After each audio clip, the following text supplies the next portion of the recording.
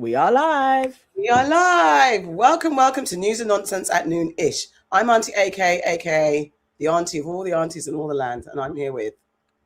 I am Nana, aka the Black Fairy, aka Dark and Lovely. And Auntie Farah is on her way. She's on her way. She's coming. So don't worry, guys. I know you guys miss her. But she's coming. She's coming. She's with us soon. So basically, the world is going to hell. It is hell. It is in the handbasket that is on its way to hell. And we thought we'd save you from the madness. We're going to bring you the news our way. We're going to dig through all the news and nonsense of the past week and give you our take on it. We're here to help you separate the wheat from the chaff, the sap from the crap, and everything you need to know from what you don't need to know. But before you start, what do they need to do?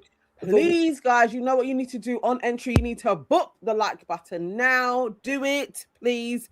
And also, I'm going to put the link in to sign up to our YouTube membership. It's just $2.99 or $5.99 to support us. The prices have changed slightly because it's a new year. So please support us. It's really good. You have access to our WhatsApp group, a video every week as well. And you can send in your questions or stories for us to cover on our main show as well. And also, guys, as I always say, you lot let lights get rowdy and tell us we don't know this, we don't know that. We don't. We're just your favorite aunties. We're not experts. This is the ultimate aunties WhatsApp group. If you want actuals and factuals, ask TLC or Google it or phone a bloody friend. We're just sharing our opinions. We know stuff, but not everything. Any links, we try and share links for you guys to go and do your own research. And please do. Don't take our word as gospel. Go and do your own research. It's very important. So this week's news and nonsense. We're covering, obviously, Donald Trump. We've got Epstein. We've got his obsession with black DNA. We've got news from the USA, from the Africa, from the Caribbean, and the UK. We're going all around the world with this today. So yeah, let's get into it. Okay, let's go. First of all, the big news, the big breaking news. It's not even breaking news anymore. Donald Trump shares a ridiculously racist. Well, we're going to discuss it. He shares a tweet on social media or on his Truth Social that had some news about voter fraud, but then it ended with this. Let me show you what it ended with. Hold on 1 second. Did you see it, Nana? I did. Did you see the whole thing? I did watch the whole video. I am not a subscriber to Truth Social, unfortunately, or fortunately, but I did see as soon as it broke the internet as to what he has shared. And for everybody in the chat, I have put the link to our membership. This is the video in full. Guys, if you are offended, I'm sorry in advance, but this is what the video is.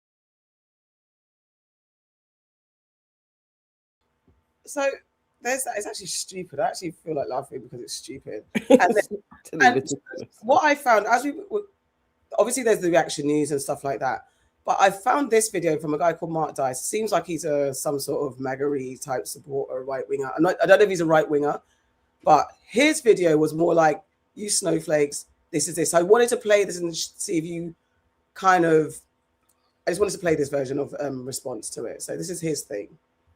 Yesterday, and I hope that you didn't. I watched them so that you don't have to subject yourselves to such thing. It was a 5-alarm fire. You would have thought that the biggest tragedy struck America since 9/11, because President Trump posted a meme, a supposedly racist meme, consisting of one depicting President Obama and Big Mike Michelle as apes. And while this technically is true, it is a half-truth. So I'm going to tell you what actually happened here and show you the liberal media meltdown and the meltdowns and the apology demands from cowardly conservatives as well. Not just cowardly, but also completely ignorant, because they had no idea what actually happened, and they immediately took to social media and ran to CNN to denounce what President Trump supposedly did without actually knowing what really happened.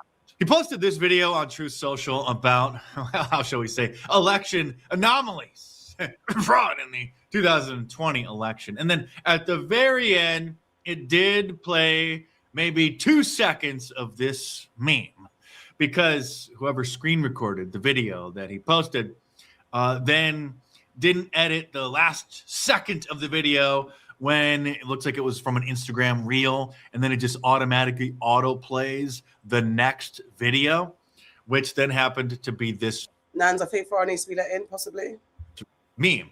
And so he didn't post that meme, which I will show you what it is. It's just a parody of the Lion King, showing all kinds of different Democrats as a variety of different animals. But this is the very ending of the video and what happened.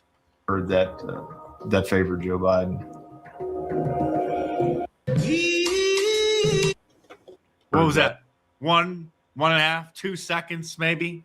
That then sparked the news cycle to lead with this as the #1 story all day on every show, and caused every Democrat to take to social media to denounce the disgustingly racist video depicting the Obamas as apes. Stay tuned, because there's plenty more to come in this video. But real quick, subscribe to my channel if you're new. Line at transing children. So then, of course, she's a big hero in conservative media, and mentions that she's Jewish every time she's on every show.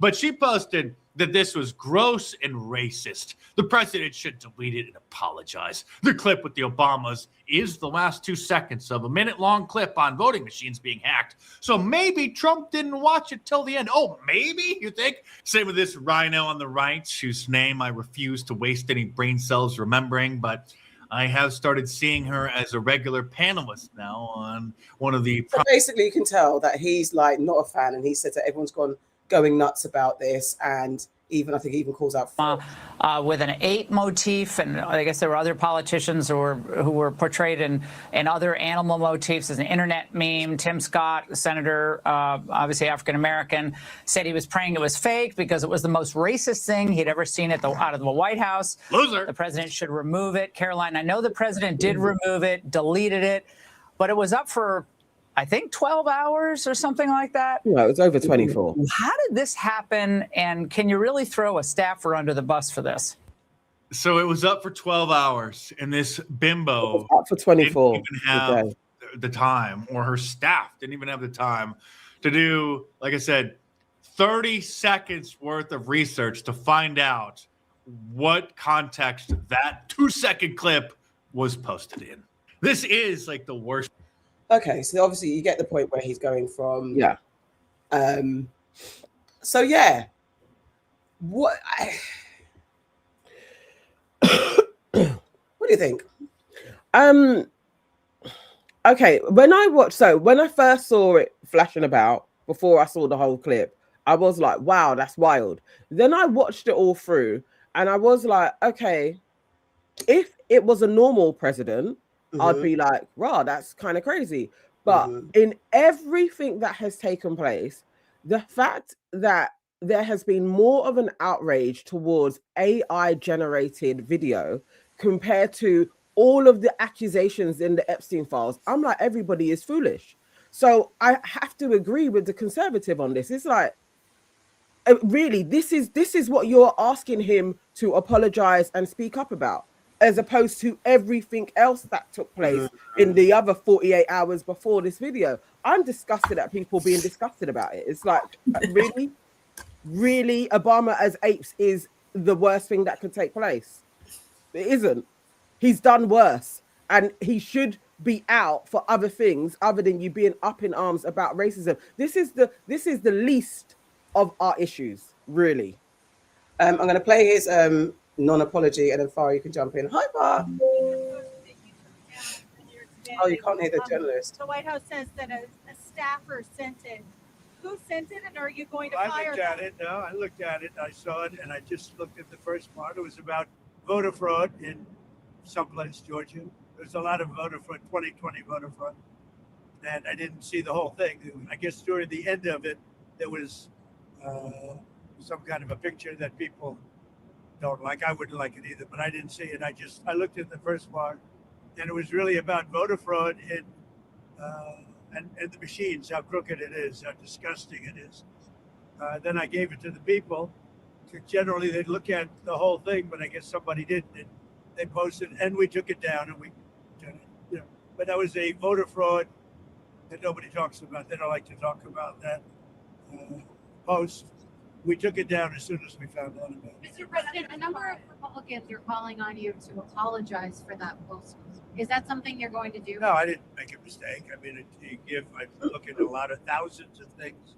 And I looked at the beginning of it, it was fine. They had that one post, and I guess it was a takeoff. By the way, a lot of people covered, if you look at where it came from, I guess it was a takeoff on the Lion King.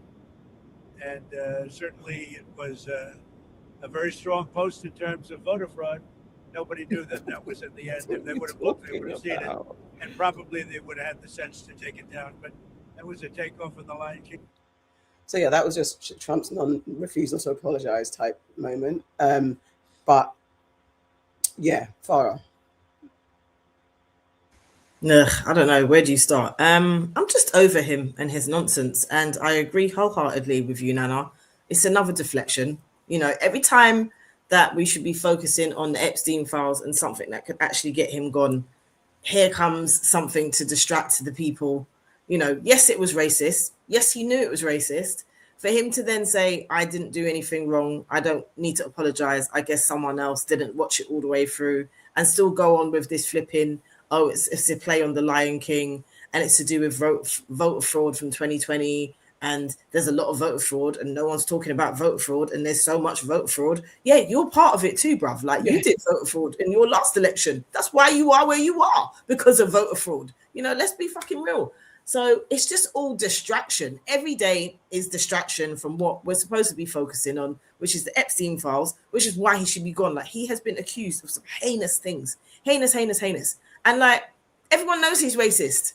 They knew he was racist when they elected him. He stood in many conferences and said racist things, and they still elected him. He has ICE out on the streets. That is racist. He talks about a whole bunch of things that are racist every day. This is not new news. It's not new news. It's just a distraction. 100%. And just take a time out to welcome a new member, SuzBlue9028. Welcome. Thank you for subscribing. Welcome to the family. Welcome to the entourage. Have fun. Enjoy. Yeah, I think I agree, and I'm glad I stumbled on this. I mean, obviously, someone in the comments said that guy's a piece of shit. The guy that was he is calling it out, and he is. I've not taken notice of it before, but yes, of course, I can even tell the way he is. He's obviously, but I agree with this is not new. We can go through Trump's housing discrimination in the 70s, Central Park 5, birther conspiracy, campaign about his campaigning about Mexicans, Muslim ban, attacks on judges.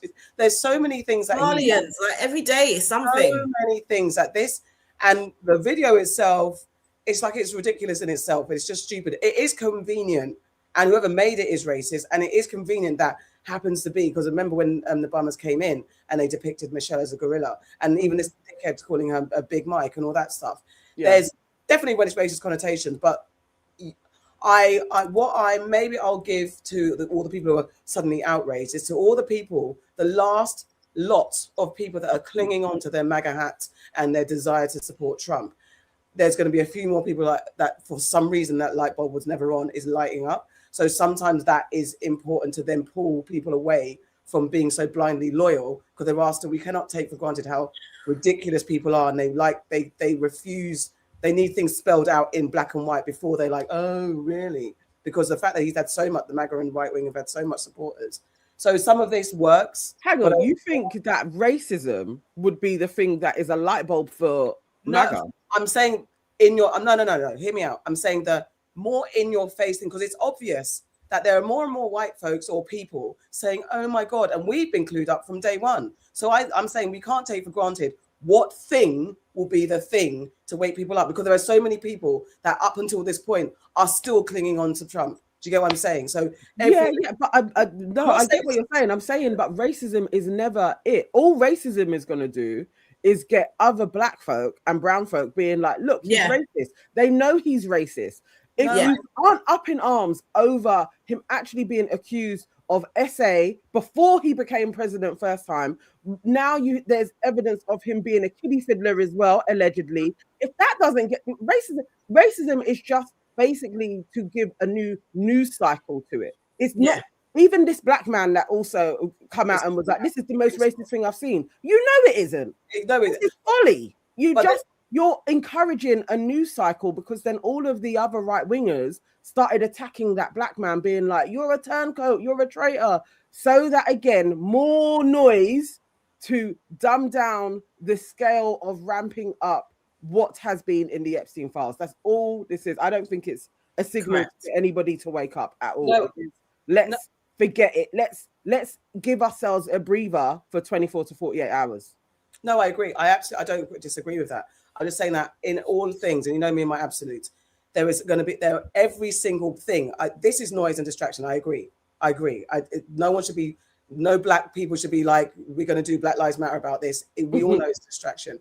I'm just saying that for every thing that happens, there are also more and more people that like, oh, this is bad. It just is by default. I'm not saying it should be focused and we should spend too much time on it, but by default, we forgot to do roll call. And thank you. Thank you, Kevin. Welcome. And thank you. Happy Sunday. Curious question for Farah. Did you ever listen to Kevin? This is such a distraction. It's a big distraction, but of course, I'm Grenadian. So yes, I did. And happy 52nd Independence Day to all my Grenadians out there, drinking some Clark's Court rum to celebrate Alio. Yes, I did. Excellent. All right, let me do roll call Teen and now. Diner. You know that song there? Okay, Yvonne White, welcome. Hello. We have Urbino in the house. We have Bardi Gang in the house. I feel like I haven't seen Bardi Gang in ages. Hey, welcome. Hello. We have Stephen with us. Helen is here. Judy B is in the house. Lady Spice is with us as well. Saf is in the house. Ao is in the house as well. Maya is with us. Destiny Love is with us too. Hello, everybody that is with us. Let me just jump to the bottom now and see. Come and say hello and share this with like-minded people as well. We have Kevin with us, and thank you, Kevin, for the £5. Strike 3000 is with us as well. Jordan Parker is with us, and Amal is with us, and Lil Rock is with us too. Look at all the Gradians in the house. Celebrating. Independence Day to you guys. Oh, the days are coming out. Woo woo! Big up! Happy Independence, man! Thanks to our moderator as well. Thank you for doing God's work whilst we're in the trenches. But yeah, Jordan Parker says Tim Scott saying this is the most racist thing I've seen from the White House is acknowledging that they have been racist all along. Exactly. He's like, this is the most, because the other bits were not as racist. Like, but come on, bro. Come on. And the way he's been savagely attacked as well, it's like all of you are just foolish, but okay, I will take racism straight up. What I will not abide by is people trafficking children and covering up for this shit. Yeah. Come on now. Like, how is it that there's more justice about to happen over here than in the USA? Exactly. Wild. Exactly. But do you know what? I'm not surprised, because over here, I will say that when prime ministers fuck up, they do leave. It's happened multiple times in our lifetimes. Multiple. And that's not to say that this empire that we sit in is any better for racism and PDFing and all that shit. It's not. It's just, I think the shame here amongst themselves is a bit different. So they're like, no, it's now time for you to step down so someone else can come in. They do that a lot here. Whereas in America, I don't know. I haven't seen that happen. I guess it's just these lot. I would have thought it would have done. If you can impeach flipping Clinton over fellatio, but then he still didn't leave. He just came out and said sorry, and he continued. I mean, even just the embarrassment of it. I'm truly gobsmacked at the state of this world. I am like, I don't understand what has happened. I don't know where we've gone. This is wild. It is ridiculous. And just because we touched on it, this is what's happening with Keir. It's apparently Keir Starmer's in a serious situation where he might He just needs to leave now. Sorry. Let's play this tape. The police were finishing their searches of Peter Mandelson's London and Wiltshire properties. Gordon Brown was expressing his deep regret for ennobling him to bring him back into government in 2008. I made mistakes. I regret it. It shouldn't have happened. I think people have got to understand the circumstances in which I made that mistake. But let me say, first of all, that Mandelson did betray us. But most of all, the biggest betrayal was of the women and girls that were trafficked, that were exploited, that were treated as less than human by Epstein and by Mandelson, who became one of his enablers. The former Prime Minister has outlined measures in The Guardian he believes need adopting, including an independent anti-corruption commission and a near ban on MPs' second jobs to restore trust in politics. He's adamant his successor should stay in number 10 to deliver what he's calling a century-defining rebalancing of power and accountability. But I think the question now for Keir Starmer is he prepared and will he be prepared to bring in the reforms that are necessary to end these abuses? This afternoon, a government spokesperson said they had already tightened the ministerial code, but agreed more reforms are needed. Transparency campaigners say they must act quickly. When Keir Starmer stood on the steps of 10 Downing Street for the first time as Prime Minister nearly 2 years ago now, he said that rebuilding trust was the challenge of our era. What we must see is finally an end to the corrupting influence of big money in our politics. We must see proper standards regulators with teeth, and we must see an end to pernicious issues like cronyism in the House of Lords and MPs' second jobs. Until those things are really tackled with depth and with real reforms, then we will just lurch from one scandal to another. Honestly. For some in Keir Starmer's increasingly febrile party, their patience with him is exhausted. Remaining supporters, perhaps picking up today's Times supplement, might be wondering how he could have ever appointed someone who serially let down Labour prime ministers. But they're still hoping he breaks the habit of his first 18 months behind this black door to simply tinker, and instead now deliver on the change he promised. Well, earlier. Well, there you go. I mean, I'm fucking sick of them. I'm sick of them. I'm sick of everything. Stop making out like, oh, woe is us, we didn't know. Shame on everybody. How could this possibly go on? Like, there has been scandal after scandal after scandal, and it doesn't matter who is sitting in 10 Downing Street. There is continuously scandal. That's why they keep popping off and leaving. Boris had X amount of children with X amount of women, and they still let him up in there. They had parties during COVID, and there's been no prices to pay. They've had like people using their expenses to like go from A to B, and nothing's happened. They punish the people who do not deserve to be punished, and they do not punish the people that should be punished and held in jail for life. Like, I remember during COVID, there was a man that they sent to jail for selling pies. Yeah. He was selling pies, but yet for all, they were up in Parliament, having parties, doing the most. People didn't see their loved ones because they weren't allowed to go into the hospitals and to travel. People didn't see their loved ones, and they were doing, funny business behind doors and all that shit. These politicians, it doesn't matter. And the idea that they're saying get rid of corruption, you have to get rid of the politicians. You have to start again because they're all in it. But also, even additionally to that, Boris lost his job when that all came out. So Keir, this is even worse. Everybody warned you. You were told, and even now, David Lammy is jumping on board and being like, I even said we shouldn't be appointing Peter Mandelson into being ambassador because of what has gone on. So he went and followed his chief of staff's advice, who was a mentee of Peter Mandelson. Who knows what Peter Mandelson had on that guy? And he backed it. They actually removed a really effective ambassador who was a woman in her 60s in order to put a guy who is known to be an affiliate with Epstein and remove her from her job that she had been doing. They had said that she was one of the best ambassadors that we have had to anybody in the US, let alone Trump, for over 50 years. She was that effective, but it was really that easy to remove a woman in her 60s and put in a guy who was dubbed the Prince of the Dark Arts. Like, why are you going to have some, especially with Trump, you are going to basically put a little devil in there. And he also did say there will be more things that will come out about my affiliation with Epstein. So he's kind of told you this. It's actually a beggar's belief.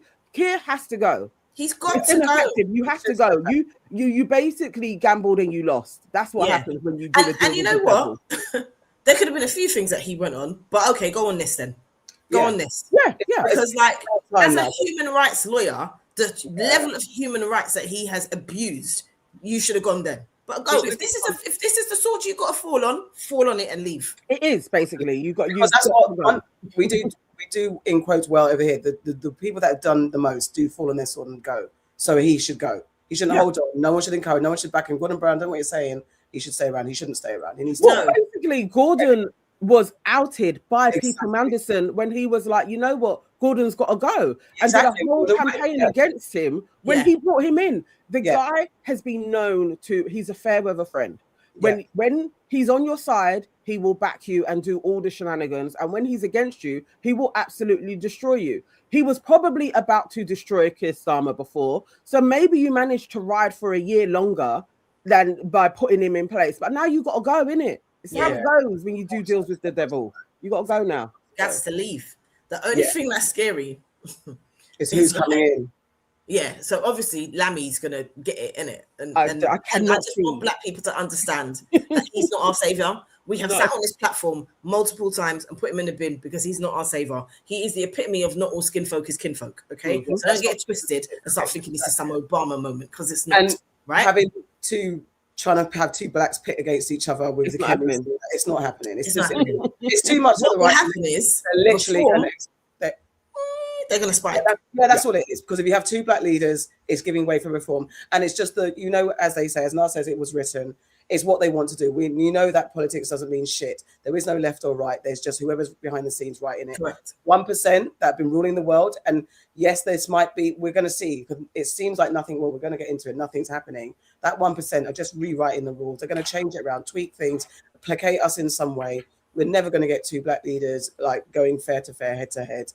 And it will be the reform and Nigel Farage. And then we're just going to have a repeat version of what's going on in America, as always. That's all. I absolutely don't want, the thing with two black folk, for some people, like when we were speaking to Marvin and he was like, what does that signify? Bullshit is what it signifies. It amplifies bullshit to take place. Because it's not people will get locked up in identity politics, which they know is bullshit, and also was illustrated within Epstein talking and saying, "Woo, Brexit is happening. Yeah, we're going to get back to tribalism." They love all that shit. It's tribalism which got the Africans taken and enslaved. That's what they know. That's what they love. That's what they're going to try and do. We do not need two black people who are coconuts running the country. Absolutely not. People trying to vie for the leadership position, because also they will also be forced to fall on their sword at some point within there. But if it in a world where it happened, and then no matter what, reform's going to come in. It is what it is, guys. No one do any type of finally. No, that's why when people were picking up the fact that David Lammy's even in the position that he's in, I was like, no, absolutely not. That doesn't mean shit. It means fuck all. I understand the Obama moment. I understand for America how representative that was. This is not the same over here. That's what I said. It's not some Obama moment. But honestly, it's still bullshit. It didn't do anything for anybody else. It's like, but I'm talking about the optics of it. I get your point. I get when people are like, no, it was great. It's like, no, he was just very eloquent. He upheld the same shit. He just didn't do it in disgraceful way like Trump is doing, but nothing changed. He still deported people. He still killed Gaddafi. It was the same thing, just slicker. And to be fair, I would prefer it being upfront. And I always say this: I prefer my racism upfront in my face than the slickness that the Labour can do, that the Democrats can do. No, do it in your face because it's the same thing, and that makes us way more compliant to their bullshit. And then when they want to do it like glaringly, they put in the right wing to do that shit. It's the same thing. Yep, it's true. True. Strike 3000 says, from the eating of the babies and everything else, all this shows is that to be elite, there is a certain type of life you have to live. And thank you for your donation. Sunday time. It's Sunday. It is Sunday. Just reminding you guys, the plate is out. It is Sunday. Absolutely. This is the thing. We've gone far. Let's move on to the next story, because it kind of ties into some of this stuff. And with all the Epstein files, it's coming out every day. There's more news upon news upon news upon news. And it's a minefield of disgusting stories everywhere. However, let's turn our focus, because we are the blacks, and the blacks need to know what they were doing to the blacks or not doing to the blacks. And the Epstein files revealed and exposed the link to East African trafficking. Newly released documents connected to convicted sex offender Jeffrey Epstein raised questions about alleged links to East Africa, with references to Tanzania and Kenya appearing in material connected to its network. And again, it's talking about the global trafficking routes. I'm going to play this video. Sleepful Pieces asking, what sources are you all using to get the Epstein info? I have been focusing on coverage via Novara Media, and also That Surprise Witness, going through the files and actually reading. So she's on the DOJ site, reading it out. And after she pointed out how you search, then I went onto the DOJ site myself and started putting in names and reading things. And then I went onto the Gmail, where you can actually go through the emails yourself, like as if you're in Gmail. And I felt so disgusting. Wow. I had to remove it. I was literally like, I'm so disgusted by all of this. I don't even want it on my computer. But I was reading my own things as well, and also did a cleanse afterwards. You all know I'm very spiritual. I did a cleanse afterwards as well. But I wanted to see the shit for myself with my own eyes, just to confirm lots of the things that were deemed as conspiracy theories that would be poo-pooed. I wanted to see it myself. Yeah, I wanted, the first thing I wanted to do was go straight to the DOJ to get it for myself. And I thought, I don't want to be bombarded. I don't want it on my search. So I've been using Novara Media and just various Instagram and social media accounts and YouTube channels that I like to hear how they dissect it, because there's a lot. And also it is that you need to understand what you're intaking, because we don't know what things they do to open these portals, all that type of stuff. So if you don't have a ritual of cleanse, then just step carefully. And this is sorry. Listen to us. Or listen to us. We'll help you. We're sifting through the news and nonsense. We're saving you. So there you go. All right, here we go. Here's an overview. Epstein documents have sparked global conversations about the convicted sex offenders' international connections. Tonight, we examine mentions of Kenya that have appeared in these files and the questions they've raised. To be clear, these are references in emails and contact lists. No evidence has emerged linking Epstein to any criminal activity here in Kenya. But the mentions have drawn attention to Kenya's ongoing struggles with child exploitation and whether Epstein's network extended to East Africa, as NTV's senior reporter Catherine Omondo tells us. Among the millions of pages released in the Epstein case files, several references to Kenya have caught attention. The mentions are brief, mostly travel plans and casual correspondence, but they've raised questions about the extent of Epstein's international reach. Kenya has long struggled with child sex tourism, particularly along its coastal regions. According to UNICEF, areas like Malindi, Mombasa, and Kilifi have been identified as hotspots where foreign tourists exploit vulnerable children. The country has strengthened laws in recent years, however, enforcement remains a challenge. It's against this backdrop that the Epstein documents have generated speculation. In December 2009, New York publicist Peggy Siegel emailed about traveling to Kenya with someone named Matty, mentioning planned visits to areas like Masai Mara. In the same email, Siegel made a joke about bringing back a baby or two, an apparent reference to Madonna's high-profile adoptions from Malawi around that time. The language, while seemingly playful, has drawn criticism given the later convictions in Epstein's case. It's important to note that 5 years after that email in 2014, under then-President Uhuru Kenyatta's administration, Kenya banned international adoptions entirely. The government cited concerns about child trafficking and the need to strengthen domestic adoption systems. President Kenyatta's name appears elsewhere in the file. In April 2013, businessman Sultan bin Sulaim wrote to Epstein saying that he was in Nairobi attending Kenyatta's presidential inauguration. And then Epstein suggested that they visit Kenya later that year in June. The email contains no other details about any planned visit. Photographs have circulated online showing Epstein visiting British entrepreneur Richard Branson at his Kenyan coastal property in Malindi. The timing of the visit is unclear. Malindi has been repeatedly identified by child protection organizations as an area with high rates of child sex tourism. There is no evidence suggesting Branson had any knowledge of Epstein's crimes or that Epstein engaged in illegal activities during any Kenya visit. Epstein's contact directory seized by authorities also contains the contacts of Cookie Gallman, the Italian-born Kenyan conservationist and author of I Dreamed of Africa. Gallman, now in her 80s, has been a controversial figure in Kenya, facing conflicts with local Maasai and Samburu communities over land rights.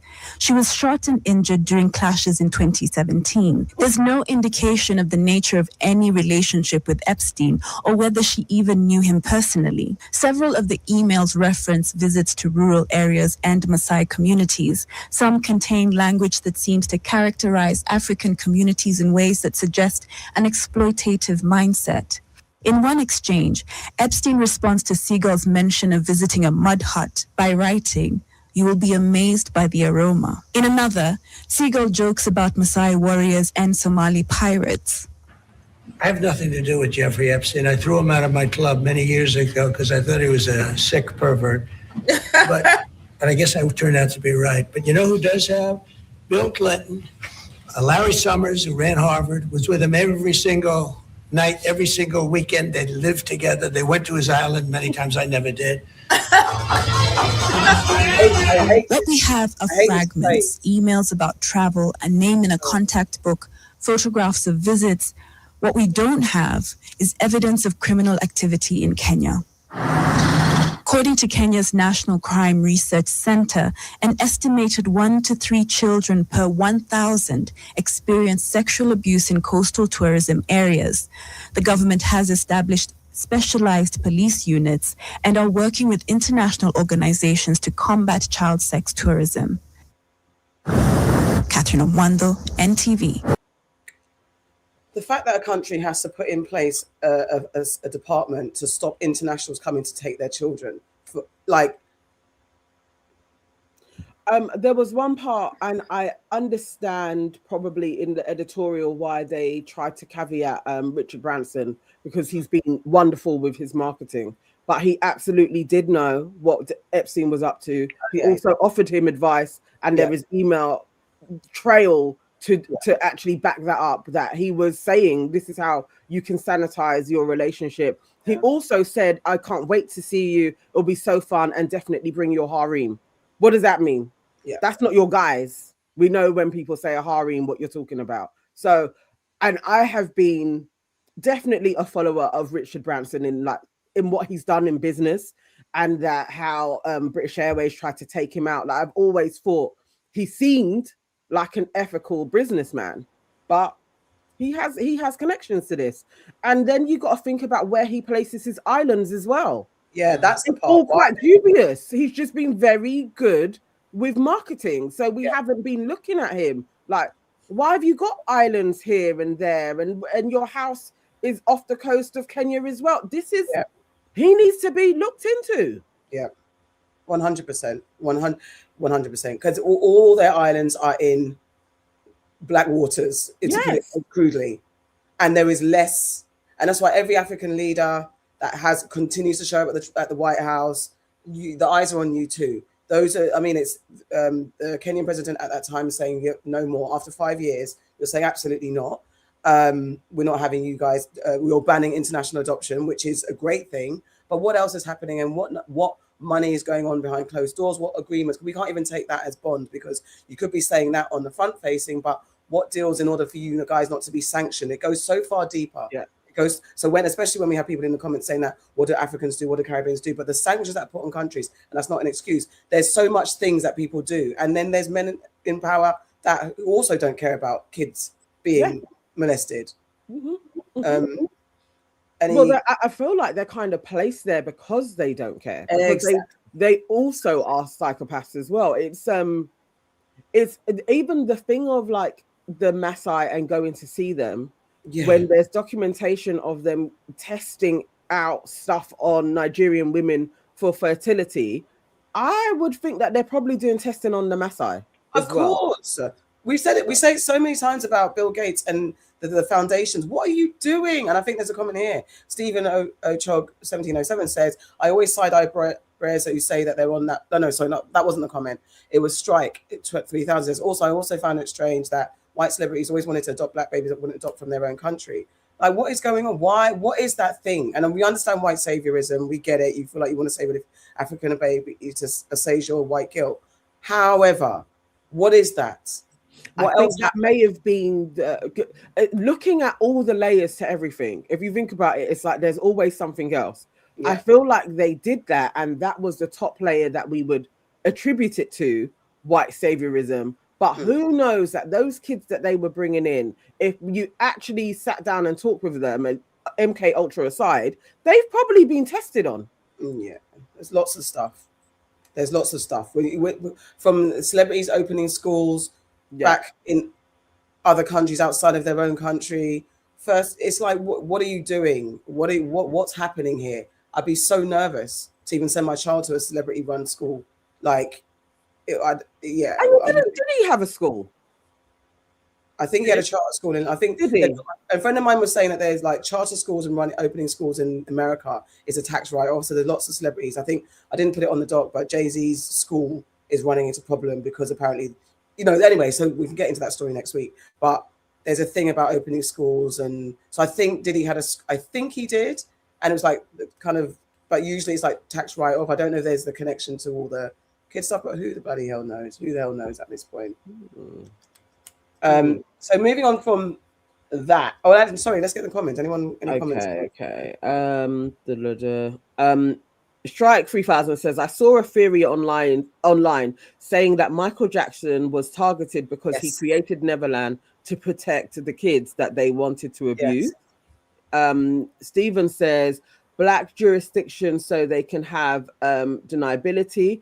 I wonder if there was some sort of financial carve out for the island so they can also launder financial records associated. Probably. And I didn't even know that islands were so close as well. So Epstein's Island and what's his name? Branson.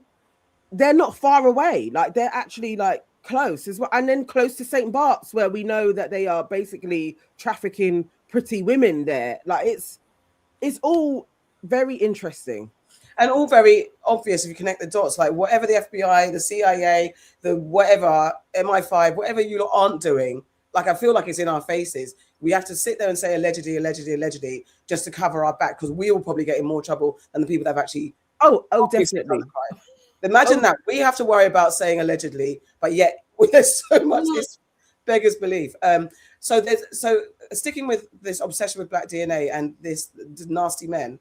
I don't know if you remember Peter Nygaard. He was a Finnish-Canadian businessman, former fashion executive, and convicted sex offender sentenced to 11 years for sexually assaulting 4 women in Toronto and Canada from the late 80s to 2005. He's 83 and was convicted 2024 by jury, right? So this is who he is, background. I feel like we covered, or maybe he was on a doc for a while. I think that we spoke about him. Possibly. I remember this, but not. But this is a video of him with a bunch of black women, him and I don't know who the other guy is, discussing buying eggs. Technology that Peter and I are investing in, it's called SCNT, which takes the egg of a young, perfect woman specimen, takes the egg and takes out the nucleus and puts our DNA in the nucleus. They just go ahead and take it out. Painful, right? Huh? And this is part of this genetic greatness that we don't see in any other race on the planet. these curvy, sexy black women from Africa. You girls have a kind of a monopoly on this genetic perfection, and we want some of that. So, girls, for $100, we would pay you for your egg. $100?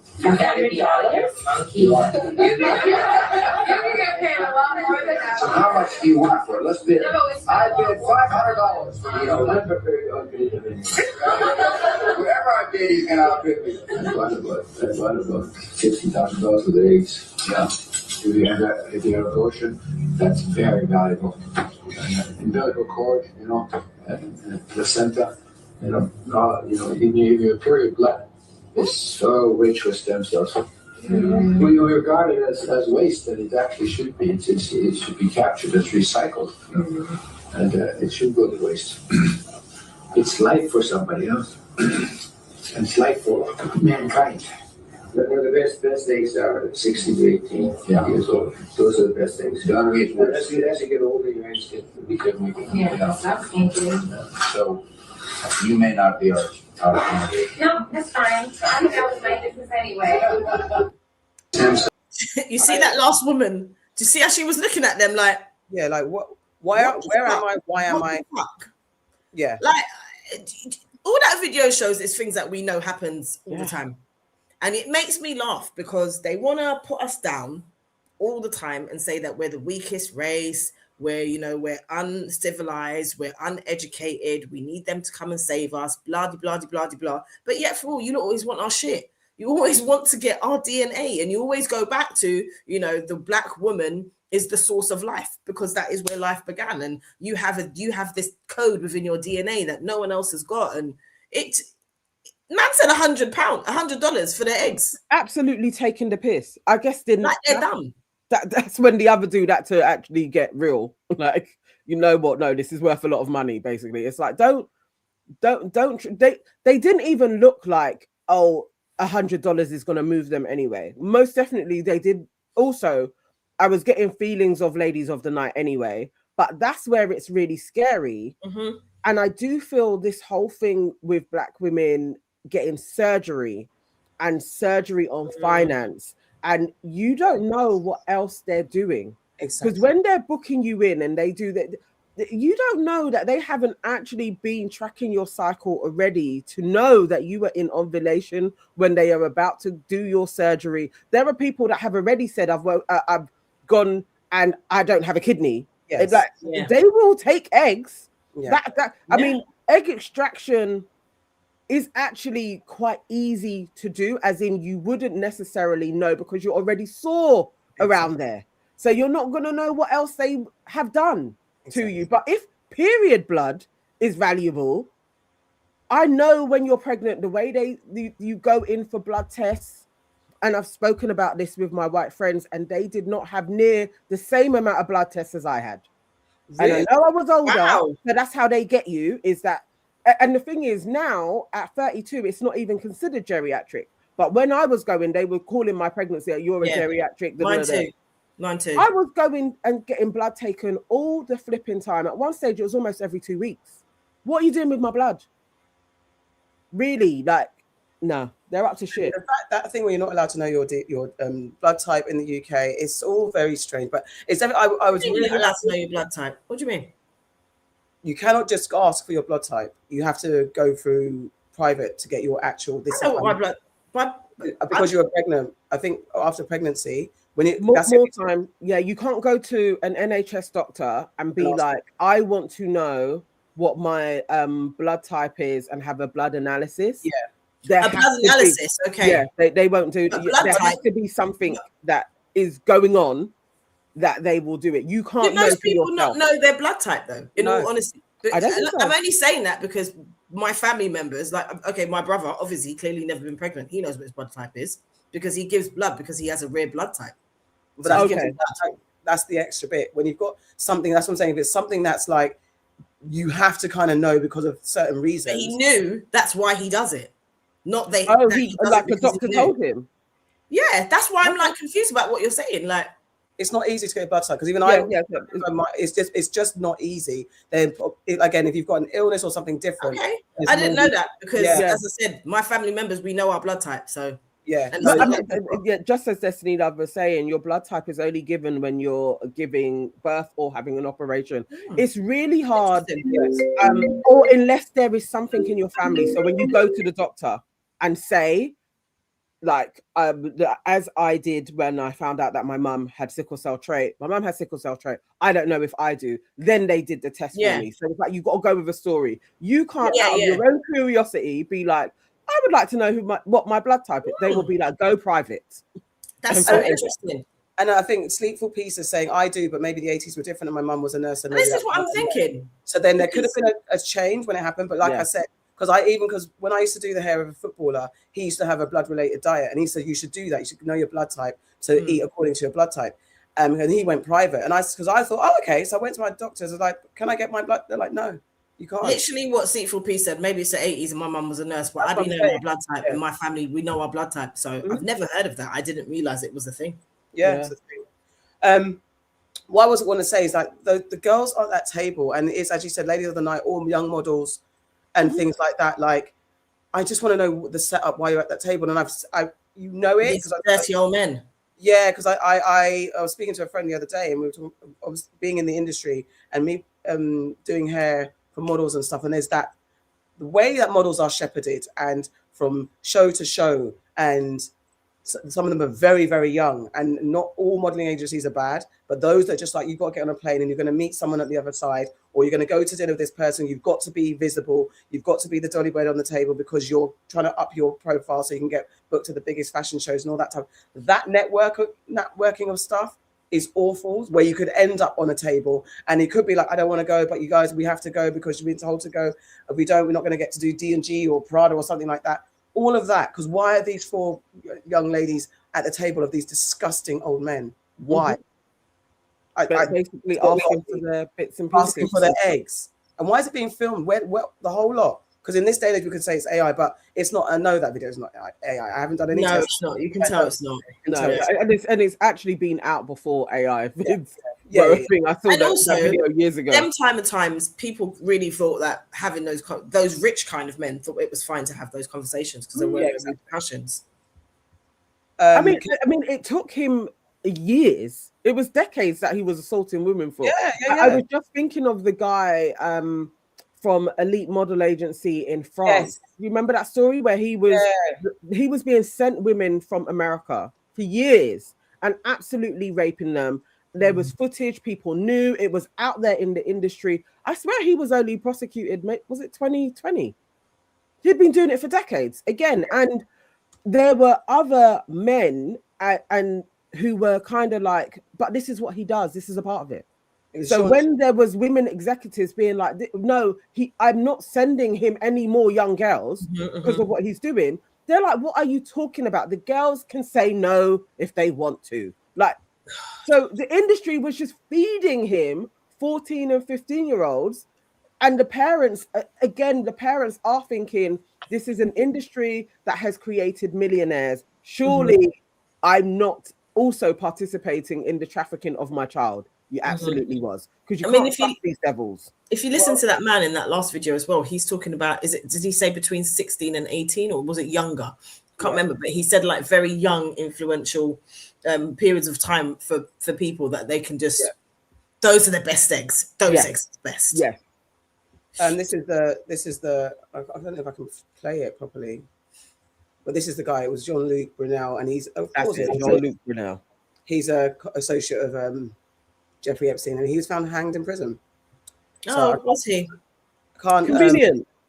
Can't play it from this. I just want to do it quickly. Yeah, 75 he was, and look how young he was. He was doing it from founder of Corinne Models in Paris on April 2001. That picture there of him in the chair. We can't see it. It's still not. Can't see anything. No. Oh, I can't. For some reason, it's not playing. Okay, let me see. Oh, here we go. Let me refresh the page and we play it properly. No, it's like it's not on the stage. Yeah, it's not on the stage. It's down there. I'm not sure why. Okay, all right. Let me see. Let me stop sharing. Let me try again, guys. Technical glitches and all that stuff. Let's see if it works. Little Rock was saying, did you see the news on the Victoria's Secrets model? Same thing. Yes, I remember when Karen came out and everybody was like, she's chatting shit, and she was exposing all of what had happened to her. I can't remember what her surname is. If anybody does remember, Karen something, but if you put in Karen's Victoria's Secrets, it will come up. And she went on, she was interviewed, and she basically exposed the modeling industry. I think it was the late 90s. And the industry turned against her like she's chatting shit. She's actually mad. She has mental health issues. What they do when somebody is a whistleblower. Yeah. And she was stalked, harassed. Like, you know, it destroys your life, basically, when you start speaking the truth. But us, the public, has to support these people. Because they're not lying. I think there's a technical glitch. Maybe it's with our layout, because anything I'm doing, it's not letting me share at the moment. I don't know why. I don't see how it would be our layout. I don't know, because something's changed, because I can't share anymore. I'm going through the same motions. Let me see. Present. Have you removed it? No, I've stopped it now. Okay. Let's try again. Share screen. Entire screen. Yeah, it's showing at my background. I can see it's there, but I can't. That's weird. Okay. Things happened. I don't know what's happened. Put the link in our chat and let me see. Which maybe it's if it's in WhatsApp. In private chat. No, on here. Oh, I've never. Where is that? Just along the side where banner media is. You should see private chat under people. Sorry, oh yeah, there it is. Bloody hell! The amount of times I wanted to do that. I've done it. You don't read it. I didn't even see it there. It doesn't. But it doesn't flash up. Then that means it doesn't flash up. Are you in there? Yeah, I've just shared it. That's what I'm saying. There's no alert when you're in private chat. Sorry, guys. What's happening? Don't punish yourselves. I've just put it in private chat. Can you see it? Okay. Yep. Let me go to comments. Let's see what everyone's saying. Leave a link in the chat. Speaking of modeling, are you going to watch the documentary with Tyra Banks? We'll get onto that. These guys have doctors on standby who will absolutely do the operation underground. Absolutely. We know that much. You could go to dinner and then end up in the back of a van. I don't care. I know that's happened many a time. Yeah. I watched a woman talk about it. Yeah. Literally had an interview with a modeling agency. She was trafficked for 3 years. And they knew that she didn't have a mother. She didn't have family. In the interview, they took away her passport. And she was farmed around 3 years until she managed to run away. There you go. It can happen. And that's another thing. I've got another clip of a model that ran away, but I don't know what's happening. Can you share? Something is definitely gone on with the program. Okay. Because now it's like I can't even get into share screen. And I was just there a second ago. Okay, so something's happening. So we've got technical glitches. We might not be able to share any videos for now. Oh, that would. Oh, here we go. It's working. There we go. Is that you or me? Because I did it as well. Okay, it must be you. Oh, okay, then cool. Whatever's happened, happened. Okay, so this is the Jean-Luc Brunel person. He was a close confidant of convicted sex offender Jeffrey Epstein and a former French modeling agent facing charges of his own. Tonight, Jean-Luc Brunel is dead, found in his Paris prison cell hanged with his bed sheets, according to the Paris prosecutor's office. Authorities believe the 75-year-old died by suicide. It comes less than 3 years after Epstein was found dead in a Manhattan prison under similar circumstances. His death has been ruled a suicide. Brunel was awaiting trial after several former models accused him of rape and sexual harassment when they were minors. What he was accused of in the context of his relationship with Jeffrey Epstein was using his position as a modeling scout to lure women to be abused by Epstein and by himself. In a statement, Brunel's lawyers maintained their client's innocence, writing in part, his decision was not driven by guilt, but by a deep sense of injustice. Okay, then. In the sprawling saga of Jeffrey Epstein, coming just days after Prince Andrew, another Epstein associate, settled a sexual abuse lawsuit against him without admitting wrongdoing.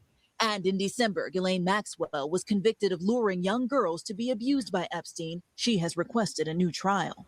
Tonight, Maxwell's brother calls this latest death in the Epstein orbit incomprehensible. Do you fear for your sister's safety? Yeah, I certainly do. I'm not a conspiracy theory person, but if you were a conspiracy theory person, obviously you would say, well, you know, these things happen in threes, and no doubt Gillen is going to be taken out for whatever fantasy reason people seem to think about. But for Brunel's accusers, with Brunel's death, as with Epstein's death, many victims say that they still feel as though they've been denied that closure and that accountability. Blaine Alexander, NBC News. It's strange. I see Nana's back here. What's happening? I don't know. My thing's glitching. Can you hear me? Yeah, I added you to the stage, but you couldn't be added for some reason. So yes, it's. I didn't even know that timeline that he had. Oh, she's gone again. I didn't even know that timeline that Jean-Luc had committed suicide allegedly after Epstein. So it's all the tie up. Like when you watch those films, yeah, and they've got people who have done some fuckery, and they're bigger bosses. Like they've got into something where it's going to become public, and they're going to have to. It could be mobsters or politicians or people in whatever it is, yeah. And then they get told, you got two decisions to make. You either take yourself out, or we're going to do it for you. It's just that's what this is giving. It's like, come on, hang himself with the bed sheets. Exactly. And it's not because he felt guilty. It was because he felt a sense of injustice. So you, with all your millions, don't want to wait for trial if you don't feel, guilty. You just feel a sense of injustice. It's pathetic to think that we believe that. And I don't know if you guys saw this. Is it going to work? Oh, there we go. Of a model who apparently escaped one of Epstein's parties, screaming that they're eating people. Oh yeah, I heard that.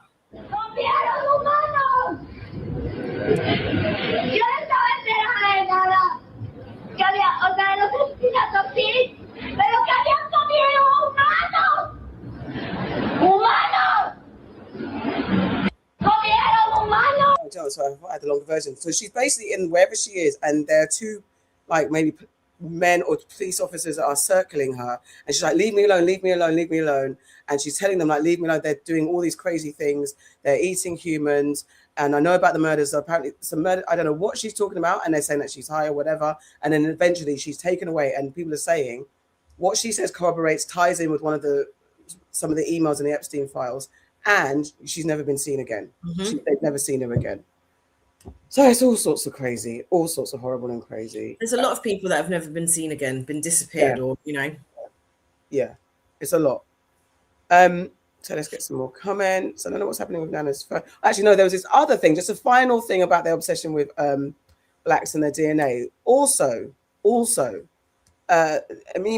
released by the DOJ have shown convicted sex offender Jeffrey Epstein corresponded with the evolutionary biologist Robert Trivers about genetic research involving elite Jamaican sprinters. Like they're absolutely, it's hard to find. What's also hard to find is good videos of this, because there's so much, and I'm sure people can't catch up. But this guy's doing a recount of that, so we'll play that too. Let's see if I can share. There we go. That elite Jamaican sprinters like Shelly Ann Fraser-Price were tied to Jeffrey Epstein. In 2014, a scientist who was working with Epstein wanted to come and research some of the top sprinters in Jamaica and create a profile for elite sprinters, what makes a sprinter really elite, so he can copy that genetic code and do whatever with it. Hey, maybe make other sprinters go fast and, see what they were doing and taking to go so fast and replicate it. For what reasons, who knows? But it seems that everybody who Jeffrey Epstein was tied to, they were the elites of the elites in all of the fields: science, sports, music, all of that. So if you had ties to him, you just somehow became the biggest. So according to this article that came out in a major Jamaican news publication, Jeffrey Epstein sent a scientist to Jamaica to go work with elite sprinters like Shelly Ann Fraser-Price and, do work with them and measure their whatever. To get some data, and I don't know what they did with it, but I just feel like that was interesting. What do y'all think about it? Yeah, like what you do? What's that noise? Don't know. I think it's Nan's. Oh, she's glitching. Yeah, she's glitching. We might have to. I don't know, but yeah, look at that. And it is like Get Out. Whoever said it, striking, but someone else said it. It's like Get Out, and I saw someone else say that every single film ever, TV show, we've been told this. We've been shown this so much in our art. They're telling us. And I think even Matt Groening, the creator of Simpsons, apparently I saw an article saying that he was on the mentioning the Epstein files and all of that. And I'm going to Epstein parties, apparently, allegedly. But all of that, you know, Simpsons are predicting the world and having foresight. Is he just not just talking about what he heard at the party? Yeah, because he has been very on point. But if he's in elite and they're just playing on our face and having jokes like, yeah, you just pretend that you're predicting stuff, because it is a bit weird. It is a bit weird that every Simpson, there's a story for everything that happens in the real world. There's a Simpson story for it. It's very strange. So yeah, that is that. So keep your head on the swivel, as they say. So moving on to now, again, the West's interest in what's going on in Africa, in other countries. The United States confirmed that they're dropping troops on the ground in Nigeria. You know that the other day that they bombed Nigeria, alleging that they're doing it to protect Christians in Nigeria from Islamist terrorists and a persecution. We know it's not about that, or we assume it's not about that, but they're now deployed troops in Nigeria. Hold on 1 second. I shall play the clip.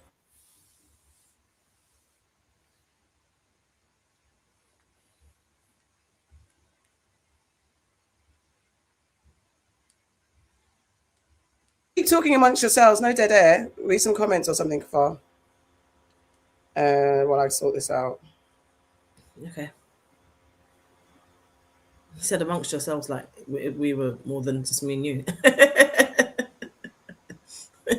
I've got it now anyways, cool. States have confirmed that a small contingent of troops has been sent to Nigeria following recent American airstrikes targeting militants there. General Dagvin Anderson, head of the U.S. military's Africa Command, AFRICOM, told journalists on Tuesday that the team was deployed after Washington and Abuja agreed that more action was needed to counter the growing terrorist threat in West Africa. So how significant is this move, and how are Nigerians responding? DW's Abiodun Jamil has the details. This marks the first public confirmation of U.S. ground troops operating in Nigeria since American airstrikes on Christmas Day. General Anderson told reporters the deployment followed his meeting with President Bola Tinubu in Rome late last year. However, he did not reveal details about the numbers of troops or the scope of the mission. Nigeria's Defense Minister, Christopher Musa, also acknowledged the presence of a U.S. team in the country, but similarly withheld specifics. Why does this matter? Nigeria has come under increasing scrutiny following President Trump's accusations that the government is failing to protect Christians from Islamist militants operating in the north. Nigerian authorities have repeatedly denied claims of systematic Christian persecution, insisting instead that they are combating armed groups that target both Christian and Muslim civilians. As attacks by armed groups continue across parts of the country, the Nigerian government faces mounting pressure to improve security. It remains unclear, however, how effective the U.S. gun deployment will be. Some Nigerians have been sharing their views on the presence of American troops. Foreign military support can help, but only if it works hand in hand with Nigerian forces, because local knowledge is critical and collaboration is the key to effectively tackling this insurgency. Our country has failed to handle the security challenges we are facing now. And of course, foreign military support to Nigeria is something that everybody should welcome, because they will help improve the security situation with many sophisticated gadgets and then the honesty of work. Yeah. And go on. Go on. No, I was just... I think it's dangerous anytime any black country lets the Western world into their on the ground, because where does it stop? It stops when they say so. That's the problem. How much power do they have to turn around now to America and say, no, it's okay, we've got this? You know, what do America get in return for putting their troops on the ground? Exactly. Are there not any African neighbors that they could have called on to help them? I don't know. It just makes me nervous when I hear stuff like this. Absolutely. And then the rebrand, or there's also an angle that the United States is shifting its approach to engaging with Africa, focusing on investment and infrastructure. And this man's done a social media post about how he's just literally said it's so sad that this is the amount of countries have allowed America to have like business interests in Africa. So his point here, yeah, we're back. This is what he's saying. No, I kid you not. When I saw it, I was this close to crying. Like, you know, as a grown person, when that tears, everything was like, I did everything in my power to stop the tears coming out. But anyways, let's check it out. So this is a list of African countries who have started giving away land to billionaire tech bros to build cities in Africa. Yes, you heard this. White people, tech billionaires are going to start building tech towns in Africa. And these are a list of the countries who have given away land. Let's just take a look at it. We have Kenya. The company leading the negotiation is called the Kenya Development Corporation. The legal framework they're using to get that land is called the SEZ Act of 2015. The status of whatever's going on in Kenya right now is primary frontier site surveys so whatever it is, they've sent people to start surveying the site. They're getting up to 1,000 hectares. In Nigeria, the name of the company is Presidential Steering Committee, ITANA. The legal framework used is the Digital Free Roam Regulation of 2024. So I'm guessing Tinubu probably has something to do with that. The status, it is active. Governance partner for the Itana Tech City near Lagos. So there's going to be a town in Lagos, about 100 hectares, phase 1. Phase 1 is 100 hectares. So there's going to be a town near Lagos in Itana that white tech bros are going to build. This is Orania coming to Africa. White people are paid African leaders to give them land to build Orania where we cannot have access to. Yeah. In Benin, it is called APX Investment Agency. The legal framework being used is the Special Economic Zone Law. The status, it is currently emerging. Discussions for a high-tech enclave near GDZ, 500 hectares. That's what they're going to get in Cotonou in Benin. In Malawi, it's called the Malawi Investment and Trade Center. The SEZ Act of 2023 is what they're using. Early stage. So they're right now is in the early stage. They're getting 750 hectares. In Zanzibar, it's called the Zipa Investment Authority. The Free Economic Zones Act is what the legal framework they're using. They're focusing on digital residency and blue economy tech, 200 hectares. I can assure you, no one in Zanzibar is going to have enough money to afford the minimum required to live in that digital residency. In Zambia, it's the Ministry of Commerce, a government entity. It's called the legal framework is the multi-facility economic zones. Exploratory, the status is they're being explored. It's in exploration stage. Potential mining tech hub near Copper Belt, 500 hectares. In Senegal, formerly Magnet Wade is the name of the company. The legal framework is the SEZ framework, and right now negotiations have stalled. We don't know how much land they're going to get in Senegal. Rwanda Development Board, SEZ, same. I don't know what the fuck this SEZ is. Status, none. Rwanda operates its own independent, innovative city. So Rwanda is not going to give it away. Rwanda is going to build their own. Yeah. Where do you think they're going to get all this land from in Nigeria?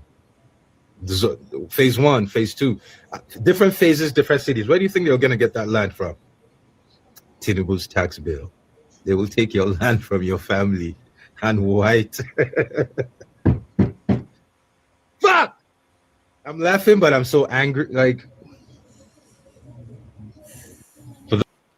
yeah. And just for those of you back, when it comes to hectares, a hectare is a special unit used for measuring land. It is equal to 10,000 square meters, or about the size of 2 football fields. Yeah. So when you're talking about 500, talking about 1,000, I think that's no, the amount of land that they are giving away, it's going to go across tribal lands. It's going to go across indigenous people. So then whenever there are militias going about killing folk, that's the easiest way for them to just take that land, because then normal folks on the land are like, world, help us. And then the world's police, America, is like, of course we will come and help you. And then they will kill you all, because they don't care who they're killing. They will kill you all, and then before you know it, they will take the land, and then you'll have a new place that is like a Silicon City in Africa, and generations later, people have forgotten about the people that died for this new city, and it'll be you'll then be like, oh my God, Palantir, they're so great, they came and changed our country, and now look at these big skyscrapers that are there. And if you don't believe what Nana just said, look at the plans for Gaza. Exactly. Because that is literally what they have done, and we have seen it. This is textbook colonialism. It's textbook. This is what they do. And all of a sudden, the land is not theirs. The people who have lived there for centuries, it's whoever has the biggest checkbook. Exactly. And because when I was in Ghana, it's funny because it's developing, of course, but then I'm looking around and I'm seeing certain that skyline, that metal skyline. I'm like, that's not Africa. And I saw an article saying that the amount of green that's being lost. And Accra is very dense. And like going to Kumasi, there's a stark difference. It's the same, but so different. The air is different because there's more greenery. There's a lushness to it. And there's a poverty. It's interesting, like the drive from my home, from the airport to Kumasi, to my home in Kumasi, is different from the drive from the airport in Accra to wherever I'm staying, because there's a lot more built up. And it's built up, but the greenery is being lost. So much stuff. And it's like, even when you go to Dubai, and we know it's a built up space, but even just going to hotel, everywhere you look now, you're losing the at least whatever view you've got, because you look out the window of a hotel, you've got another building. Dubai was always going to be that though, because it's desert, isn't it? So, I understand. I'm just saying, but just even like, I wouldn't mind a desert landscape. Actually, I wouldn't mind looking out my window and seeing a sunrise over the desert rather than a bunch of metal buildings. At least there's a coastal shoreline. So everywhere you look in Dubai, the more and more, every time I've been, there's been more metal buildings. I'm least surprised about that, because that was the plan for Dubai, wasn't it? No, I get it. I'm just saying that I think it's sadder when it happens to places like you said, like in Ghana, where the natural coastal line changes to this metal city. I think that is a lot sadder than somewhere that they've built out of the desert. I'm saying that who knows who was there before? In all honesty, we don't know who was there before. They're saying it's desert. You see, it doesn't take could be desert, like they said that Palestine was desert, didn't they? Didn't they say there was no one there? The land of, what was it? The land for with nowhere for people, or some shit like that. I can't remember the tagline they gave. My point is that the build upon build upon build. That's what I mean in comparison. So it's like Dubai is seen as the upper echelon of design and technology and forward thinking, and all these people, these rich tech bros and whatever, and leaders that they're corrupting, are saying, "Oh, that's the modern eye line. That's what you do." So then that's what's happening. You're seeing so many half-built buildings. You turn around, there's this building blocking this building, and the natural landscape's been erased. So it's just that Dubai tends to be the blueprint, and every other country is following suit, and it's annoying. It's disgusting. It's really disgusting. It's what they do. All of these things are seeping into our head. They're all marketing effects. Exactly. So even that people are going to Dubai, encouraging other people to go to Dubai, and it being a tax write-off, you then start to be like, the fact that I don't pay tax there and I can build my wealth, it must be a good place. Not actually thinking about who was there before, how has this place been built, what is the slavery that is enabling buildings to come up and be erected, and I can stay in this place and not actually pay tax. This is the thing where we all have to take some responsibility and consciously place our bodies in places that aren't actually exploiting other humans. Dubai is basically a slave city. So you are contributing to slavery. That is what it is. And in the same way, people may not have owned slaves or been a part of a plantation, but you traveled somewhere where this was going on to be around the riches of the new world as it was. You are participating in it. And this is the same as what's going to be going on. It is going on in Africa. That there are governments that basically you are selling off your homeland to people who you know have no goodwill for anybody there. They will kill off thousands, if not millions, in order to acquire land. And you know that they need land for these data centers. You know this is what's going to happen. Exactly. But to enrich your family and your cronies, you are prepared to have millions of people be at a deficit. And they do it from early. They start talking about humans like they are nothing. Yeah. And again, it's highly documented in these emails on how they talk about people, talking about people who lost their homes, lost people within a pandemic as an opportunity to gain more. But they can't be human. They cannot. It's mad. And it's that. And there was a video that I didn't get to show about there's some areas in Nigeria where they've had their land just totaled with fires and accidents and things like that. And it's literally land grab. They do. It's just it's textbook. This is what they've been doing for. They make it so that it can't be habitated by humans. Yeah. And then it's like, well, this land, you can't live there anyway. Exactly. So we're gonna, we may as well rebuild on it and make it something. Yeah, they do all the time. Yeah, and destabilize the environment that they're making it worse. How about looking at fixing it? How about, and also just on, if you want to, and there's nothing wrong with advancing a country and getting it up to speed with the times, but use your own even like what is, because I'm losing what is Ghana's natural idea of what it should look like in the future. Why should every country in the world look like a metal like the West? Why? We are in Africa, we're in the Caribbean. What is our aesthetic? But it's just being lost for metal. That's not even the material supposed to thrive in the sun. What are we doing to ourselves? And it changes our diet, our height, the way we are, we're losing connection with the soil, all of that, because you want to make money and turn it into some kind of, again, some Silicon Valley replica. It's awful. It's awful and so dangerous. Any comments before we move? All right, so we have Ray says, remember there is a big geographical split that is separating the eastern side of Africa from the mainland mass. This will have massive ecological repercussions. I did see that it seems like there's a whole new kind of, it may go into river that is being created in a way, like the earth is shifting again. Like I don't know what has taken place, but I saw something on YouTube about that.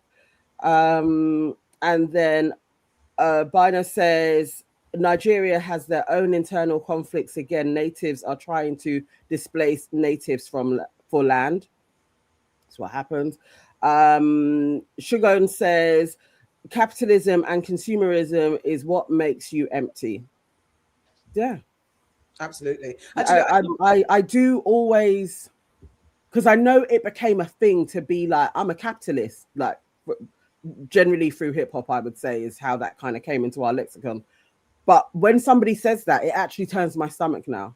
Because also I know if you really knew what capitalism was, you probably wouldn't be like, I am a capitalist. But if you do know what capitalism is and you are like, I'm a capitalist, I was going to say, play this clip. So this is wild.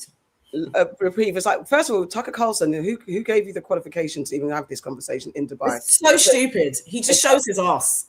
Yeah, and it's just there's a couple of questions. Like it's a bit long, but it's just how this unqualified Westerner is asking African leaders really mundane, dumb questions. But I just loved some of the responses from them.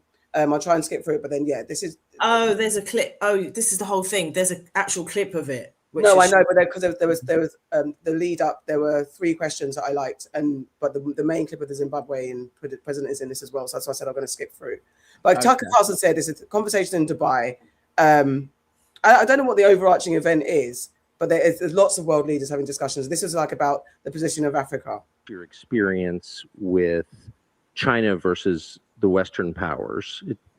Do you think that Zimbabwe and other African countries, to be totally blunt, get a better deal from Chinese investment than they have with Western powers over the past 150 years? Well, my view is that initially, as we became independent, we had most of our development thrust was from the West. But as we evolved, we have also benefited from investment and cooperation from countries like China. But the basic structure seems the same. Foreign powers extract mineral wealth from various African countries. But do you think that the arrangement that Zimbabwe and other countries currently have with China is better or worse for Zimbabwe than it was under, say, the Brits? I think the premises upon which you construct your question, I don't think is perfect. Not surprised. Yes, Zimbabwe is a sovereign state. Yes. You understand? And we move on the basis that give us the best results of our resources. Whether it is relation with the West or the East, what is primarily important is what we ourselves as Zimbabweans are satisfied with. We don't need to please the West or please the East. We please ourselves. Good. That seems like a good model for every sovereign country. President Bio, thank you for this. Do you think that there is a substantial difference? I'm just trying to understand from a Western perspective how the East does business in Africa versus how the West does. And it may be too sensitive a topic really even to talk about out loud, but to the extent you have a view you can share, would you? I'm sure relations cannot be measured country by country. Yes. Relations depend on the historical background of countries between one country and another. Yes. That's the basis on which relations grow and are nurtured. For us in Zimbabwe, yes, we are a former British colony, but we are very happy with the relations that have now developed with, say, countries like China and so on. Yes. Despite being a former British colony. I think that he just don't get it, doesn't he, Tucker? He doesn't care. And no, Does he keep trying to go back? Like, Tucker don't get it. one of these topics is too difficult to talk about in public, so let me just ask you, precisely of how many of your young, educated citizens leave and how many stay? Are you thinking hard about how to retain I want to go to the smartest? He's basically asking about how they maintain, why have we got a young generation of Africans or whatever. What's your pitch to them? What's your argument to them to stay in Botswana, not go to South Africa, Europe, the United States? Young people are generally innovative. They are entrepreneurial. They now have become digital natives, and that presents immense opportunities to them. Sorry, these opportunities mean they can it's very sprayed on, but go ahead. pretty much operate wherever they are, and they must, as a matter of course, remain within Botswana so that they can then spread their reach and influence to every part from Botswana. And so the opportunities that there are in Botswana, the training, the education, the acquisition of skills, the support, the environment that nurtures them and feeds and fuels their verve and vitality is what Botswana offers and what will power Africa. Africa generally is a very young continent with a median age of 19.3. Botswana's median age is 25. And so with such a population, Africa is poised to rule the world. Tell them. Tell them. So, what are your plans for the world once you rule it? Hold on 1 second. Hear what Tucker said when he said that. The world. So, what are your plans for the world once you rule it? To make it fairer, to make it more equitable, to ensure that intellectual property is internalized in every part of the African continent, that innovation serves humanity, not just a predatory elite, and that everybody can partake equitably and benefit from the fruits of the economy and the vast opportunities that are available in the world. So he's the president of Botswana? Okay. Well, I look forward to being treated fairly under your rule. Thank you. No, you're going first. President You're lucky you're Nagawa, still alive. I wonder what lessons you've been in the government of Zimbabwe for decades in various roles, including through a very turbulent period where your predecessor famously kicked out the whites and then the economy tanked and now it's rising again. I wonder if you would summarize the lessons that your country has learned from that experience. I'm not so sure what you have in mind. But let me say, our economy has faced challenges. I'm sure you're aware. Yes.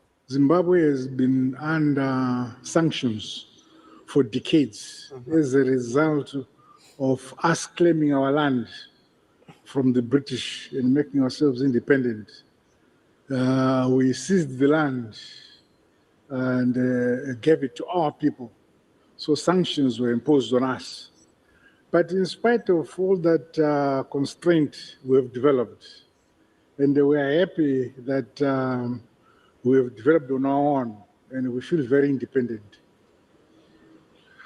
Well, some of the land was seized from people who were born there.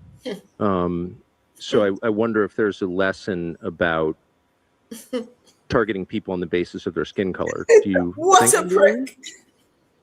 Well, people had their land seized in Zimbabwe who were born in Zimbabwe, and they were targeted on the basis of their race. And I wonder if you think that's good or bad. No. Land did not belong to a race. It Right, belonged to that's right. Zimbabweans. So when the colonialists took land from us, time came when we asserted ourselves, take back our land. And those who wanted to have land at the same basis as the African people of Zimbabwe remained. But those who felt they were superior left. Okay.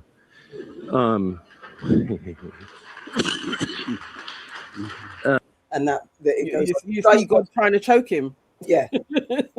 Because and it's like you're so unqualified to be even there to have this conversation, but you're there at all. It's like it's the audacity. It's like the burglar being upset. Exactly. when the person has found their goods and taken it back. How could you? You know, how do you feel about these people who were born in Zimbabwe and they've had their land taken from them? How do you and it's been based on their skin color? How do you feel? How do we as a former colony feel that when we took back what was ours? How do we feel about that? And this is how I want our leaders to show up all the time.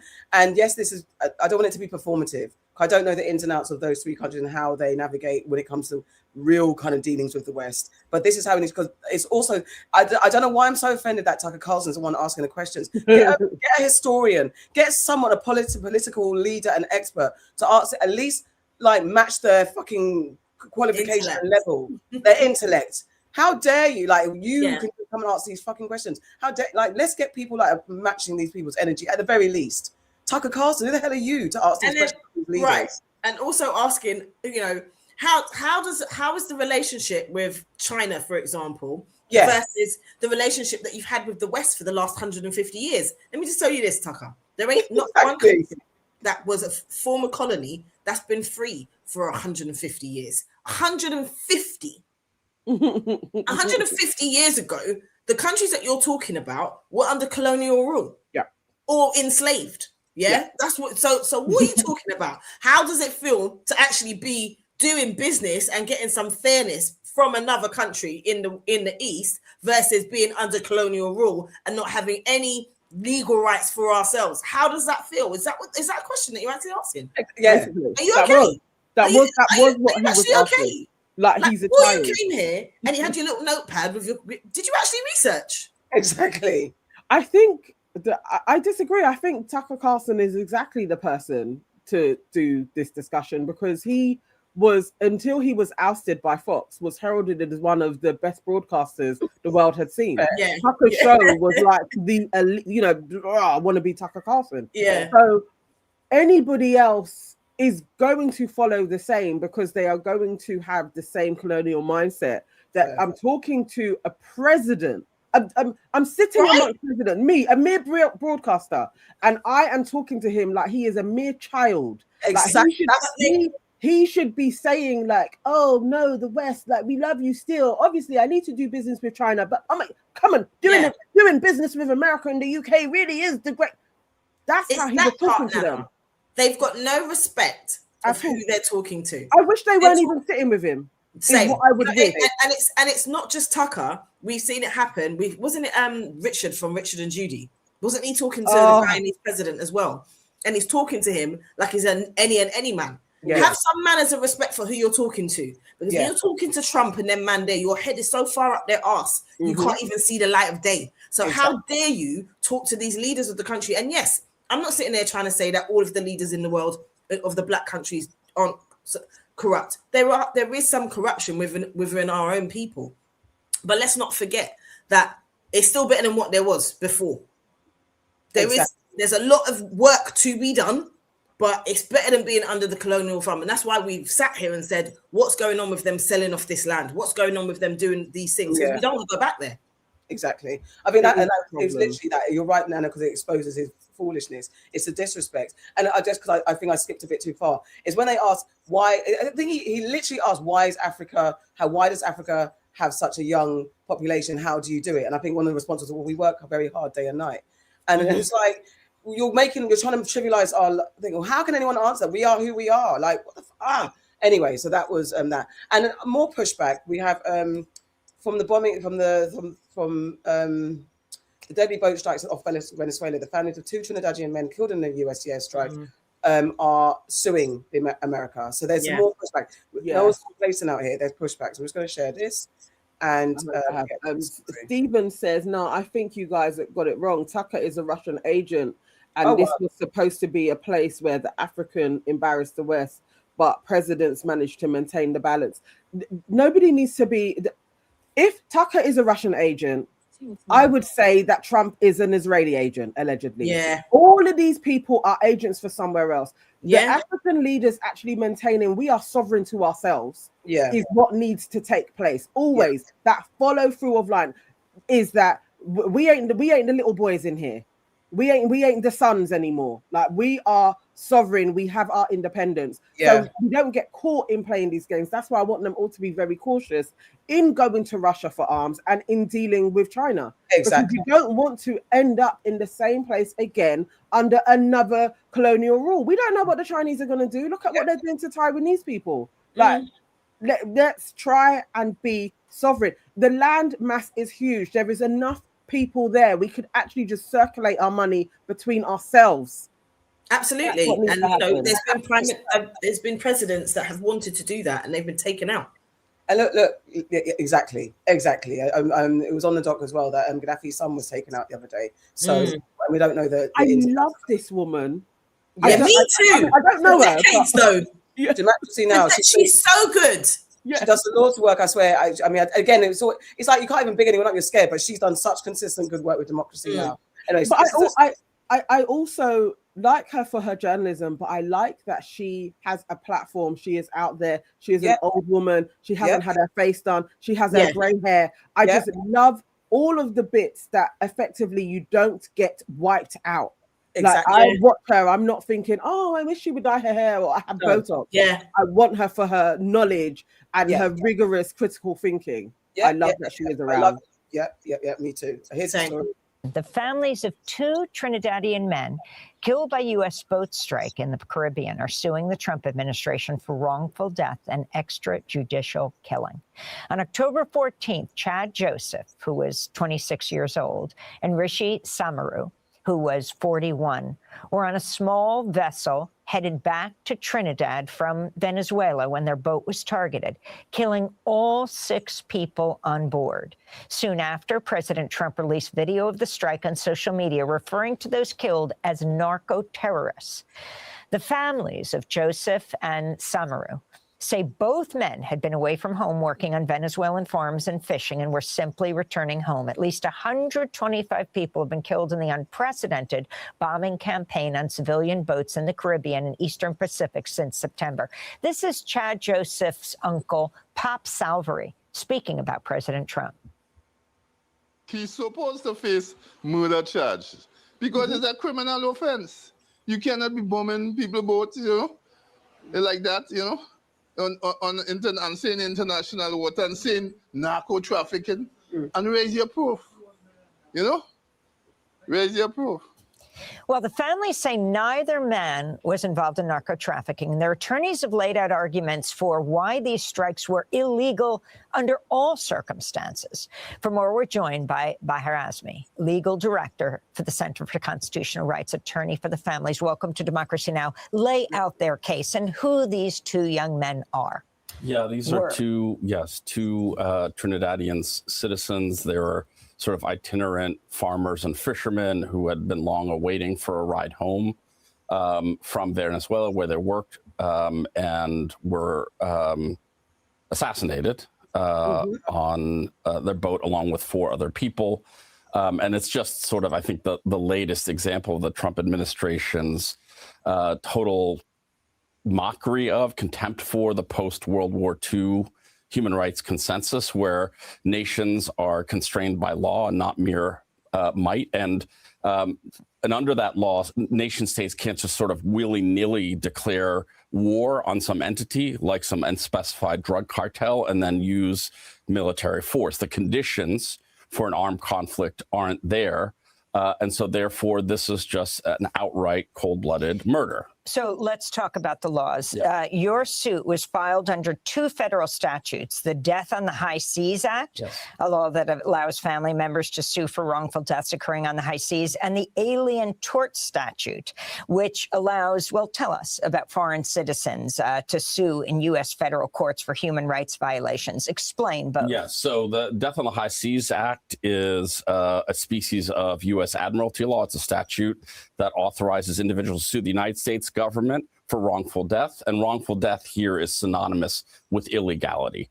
And because there's no legal justification, there was no war, these were civilians, it's illegal under any peacetime or wartime paradigm, and then just constitutes simple murder. And then the Alien Tort Statute allows foreign nationals to sue for egregious human rights violations, which is an extrajudicial killing, an arbitrary deprivation of life. So we're pursuing these claims with our partners at the ACLU. Earlier this week, Congress held the first public hearing to address U.S. involvement in Venezuela. This is 5 months after the unprecedented bombing campaign against alleged drug trafficking boats in the Caribbean began. This is Senator Tim Kaine. I'd like to talk about the complete weakness of the legal rationale about the strikes on boats in international waters, but I can't because the administration has only shared it with members in a classified setting. I can't tell you why the domestic rationale is hollow and the international rationale is hollow. I can't tell you why the rationale for attacking Venezuela is hollow because, again, the rationale has been shared with us in a closed setting. I can't talk to you about the weakness of the targeting criteria being used to attack boats in the Caribbean and Pacific. I would encourage any colleague, if you have not, go to the classified setting and ask for a briefing on each strike and ask this question: what was the evidence that there were narcotics on that craft? You will be very surprised if you ask that question about every strike. So if you can respond to what he's saying, and if you expect to learn new information and discovery in these suits, something that senators and everyone else have not been able to learn. Yeah, I mean, he's right. The purported legal justification, the memo that somehow authorizes this, is being kept secret. At the same time, the administration sort of postures and boasts about the legality of this. And with the ACLU, we filed a separate FOIA lawsuit to try and get that memorandum. But you know, under any legal theory, there's no way these killings are justified. In the end, they're like ultimately, I think, killings for sport and for spectacle. And no more can the U.S. military assassinate civilians on the high seas than paramilitary forces can shoot civilian protesters in the face or in the back. And we're seeking accountability, justice for the victims, and a clear ruling that we cannot kill with impunity. Yeah, it goes on for a bit longer. So the problem is that they've been doing this for a while, not just like the. If you think about what Israel has been doing to Palestinians as like a test case, because you know they say that they test all kind of new weaponry on Palestinians anyway, and yeah. So if you look at all the things that they've been doing, killing people in international waters, killing protesters, locking people up without any justification, no actual no trials and things like that. This is like a test case, and the world has watched this happen, and international rule has not come into order. So if it happens once and it happens twice and no one says anything, you get Trump doing things like invading countries without any legal reason. You get him bombing people, saying that it's narcotic terrorists in international waters. Because even the first time that happened, somebody somewhere should have said something to him, and they didn't. So it happened again and again and again. He can do what he's at the point where he is like, who's stopping me? He's had members of his government saying, who's stopping us? We're going to do what we want. So it's great that they're going to sue, and I think it highlights things and it brings it to into the open, and it gets discussions going. But really and truly, the security, what they call the UN and all those people, they are the ones who should actually be stopping this man, and they're so quiet you can hear a pin drop. No one is saying anything. Well, I guess all of these fractions, NATO, the UN, was all created. Basically, it's in the US interest. So in effect, what Trump is doing, where he's tried to create this board of peace, is create a new UN. So where he never leaves. It's exactly the same type of thing. So it's like, well, the UN is never going to go against the US, and nor is the International Criminal Courts or whatever. They're not going to.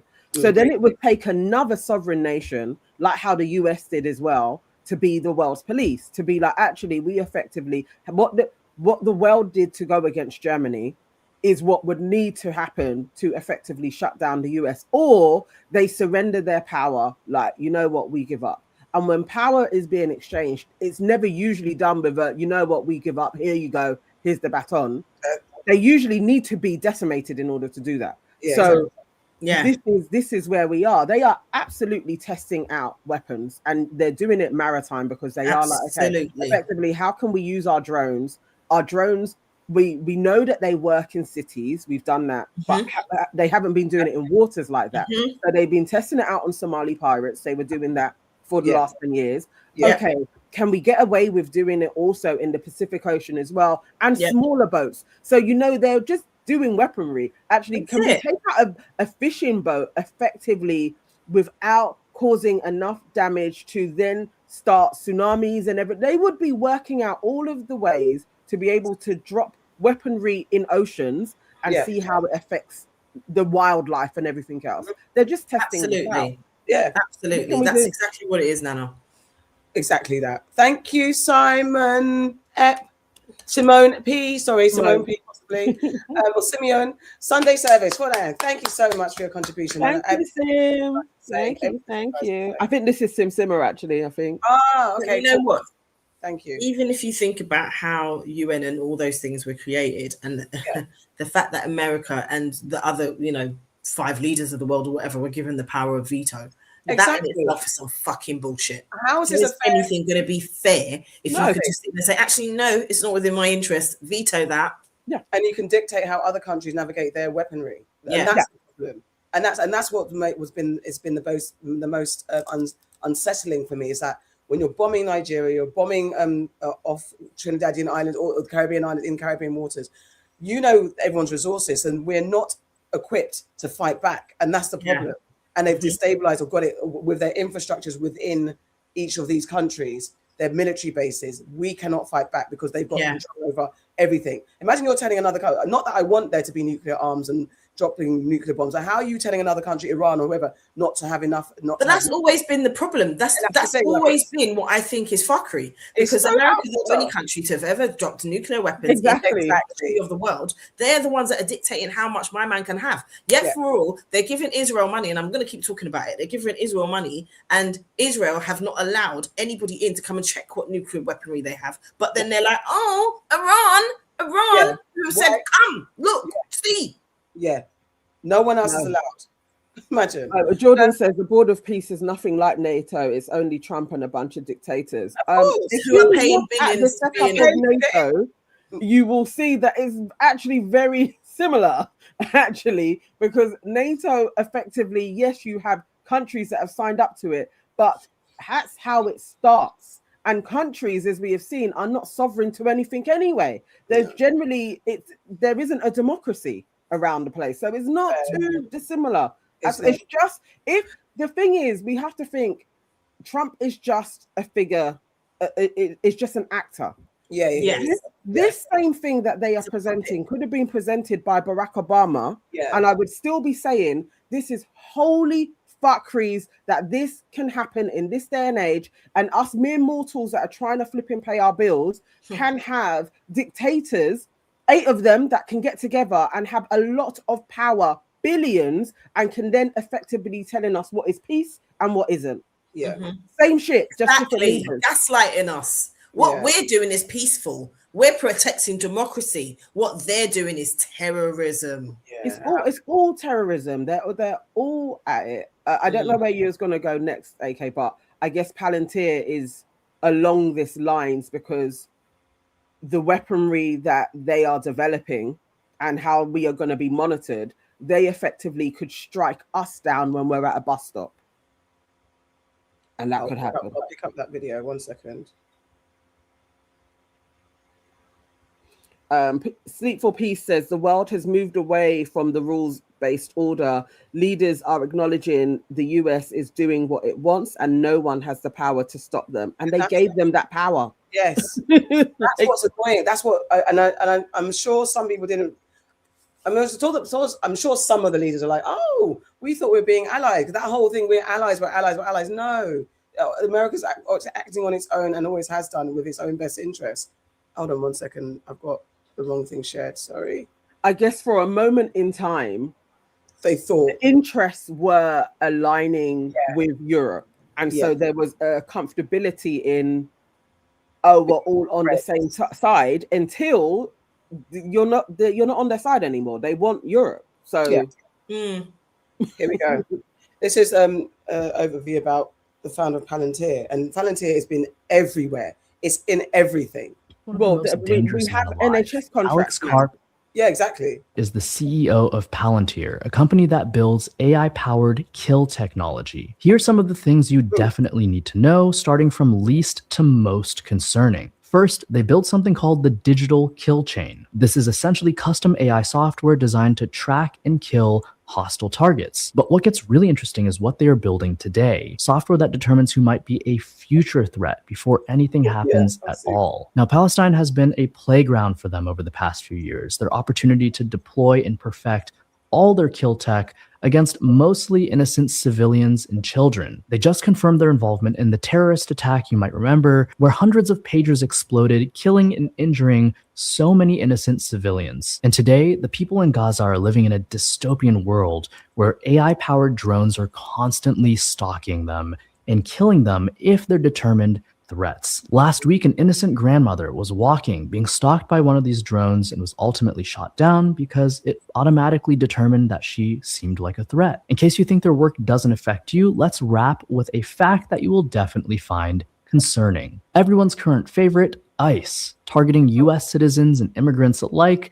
is powered by Palantir. In case you missed it, earlier in the year, Trump tasked Palantir with creating a master database on every US citizen. Palantir now has access to ICE, the IRS, HHS, and more. Heck, if you even have an Oura ring, they have access to your health data. The goal is to categorize the people in America as potential threats based off of your name, your race, your religion, and especially anything that you post on social media.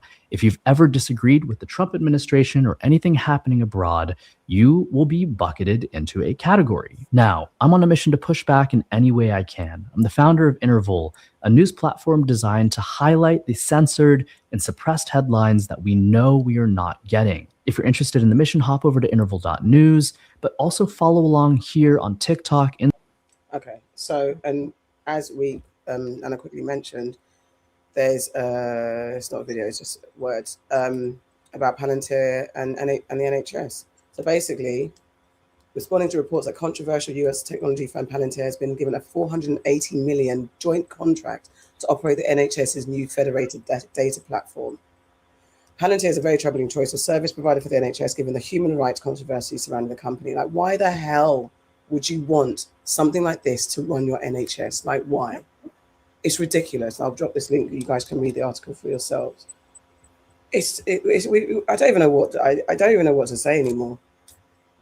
But it's exactly that. It's happening, guys. It's basically happening. And when you watch Peter Thiel and the associates, that they Elon is in there as well. They all seem very drug fueled men who have a hell of a lot of power, and they are being given our data from all different directions. Them having access to our NHS data is to basically have our medical records. So, and that's scary that they have this AI technology there. We know that they have the drones. We know that they have the factories that are building these drones, and we are already, look how much CCTV we are surrounded by. It just wouldn't take that long for them to then start identifying people who have cachet, who have a following, who actually have influence. Even the term influencers, putting that in our lexicon, content creators, like they are going to encourage this so much because people aren't going to have a regular job to be anonymous. We are probably going to go into heavily a creator economy where normal folks are going to be documenting their life just to pay their bills. That's where we're all going to be heading. If you've watched in that, then they're going to be like, actually, this person's getting too much sway, and they are against this government. It's not going to be Trump; it'll be some other person's name. They're going against this person. Let's get rid of them while they're waiting for a cab, mate. Yeah, and I was going to say, talking about the film, The Running Man, the reboot of The Running Man, the original and the latest version, is even that, just you're choosing to play a game to survive, and the way that they're following the Running Man, the guy who's the Running Man, and you've got drones filming, zoning in to everything he's doing, reporting to people, and then you can get shot on the spot. It's that level of what we're getting to, and when people don't watch sci-fi or read sci-fi or watch certain things, you've got to, at this point, there's survival manuals at this point. Right? I said about iRobot, it's just a lot of survival manuals. You've got to read them, mate. You've got to read all these books because however it happens, it's in our art. It's telling us. So when they tell you that art is important, when they want to shut down art institutions and taking art from and creativity, letting you stimulate, think, all those things, when they want to take your thinking, your imagination away from you, you know you're onto something. Definitely. I just to infuse some optimism, I do feel like we have a moment in time to actually stop this from taking place. Absolutely. Before it gets too late. I think that this is that moment. And I've said it here lots of times, 2030, 2040, just exit. But also within that time, this is when there can be, because they're still trying to do spin. They're still trying to do marketing to switch our minds. So actually that suggests that they haven't locked in enough of us. So we have a moment to be like, absolutely not, you all got to go. But that we may have to lose some people though. There may have to be some deaths in order to get these people gone as well. So it's not all lost, but I do think there are ways that every single one of us has to participate in this. And sometimes it's just as small as not purchasing from Amazon. It's just that, is being very conscious on where you're putting your money so that you are not fueling these entities that are basically going to take away our freedoms, and we're going to be shells and be cocooned, because that could happen. We could be pod people soon, and we're just working out of a pod. We are versions of the pod people at this point. The way social media and how we're on our phones and not looking up and looking around, that we're already being like, was it Wall-E? Wall-E was the one where they've got the animation, the freaking kids film, where you've got people who are just in their pods watching TV whilst the world, humanity is lost. Yeah, be careful. I wish I had more lightning. Well, we've got half an hour, I think, before we wrap up. So I just wanted to go into some UK focused stuff. There's that abusive nursery worker who was jailed for attacking 21 babies is due to be deported from the UK, but parents of the victims fear she could go on to harm more children once she leaves the country. So I've got an overview. I don't think we actually covered her. She was on the dock for ages. So I'll give you an overview of Oh, hang on. Stephen said the blockade on Venezuela, murder of the fisherman, came the removal of its president. And now, according to my Venezuelan friend, Chavez policies gone and the US courts are back and US law back in Venezuela. Yeah. It was going to happen. I mean, he did say basically, I'm running your country. Yeah, like that's what he's doing. It's just, and the thing is, anyway, because the vice president of Venezuela or someone was at that Dubai conference, and he was talking. And lots of the comments like, "Who gave you the authority?" So he's the new appointee that's friends with Trump or whatever. He was speaking to Tucker as well, but I didn't play that. Anyway, this is about exactly the opposite. Roxana Lecker worked at a nursery in West London until she was arrested on suspicion of child cruelty. And today she was convicted on 21 separate counts. Our chief correspondent Tessa Chapman has more, and some of the details in her report you might find upsetting. She should have shown kindness and compassion to those in her care. Instead, nursery worker Roxana Lecker caused pain to defenceless children.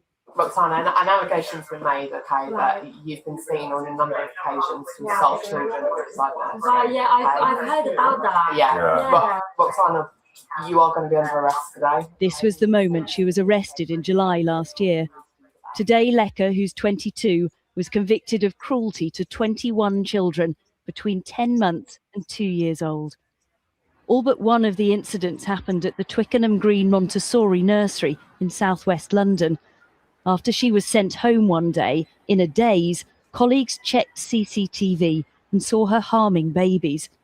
Police would later scour more than 300 hours of footage and saw her kicking one boy in the face, punching a girl in the side, and repeatedly pinching, slapping and grabbing others. No comment. In police interviews, Lecker gave nothing away.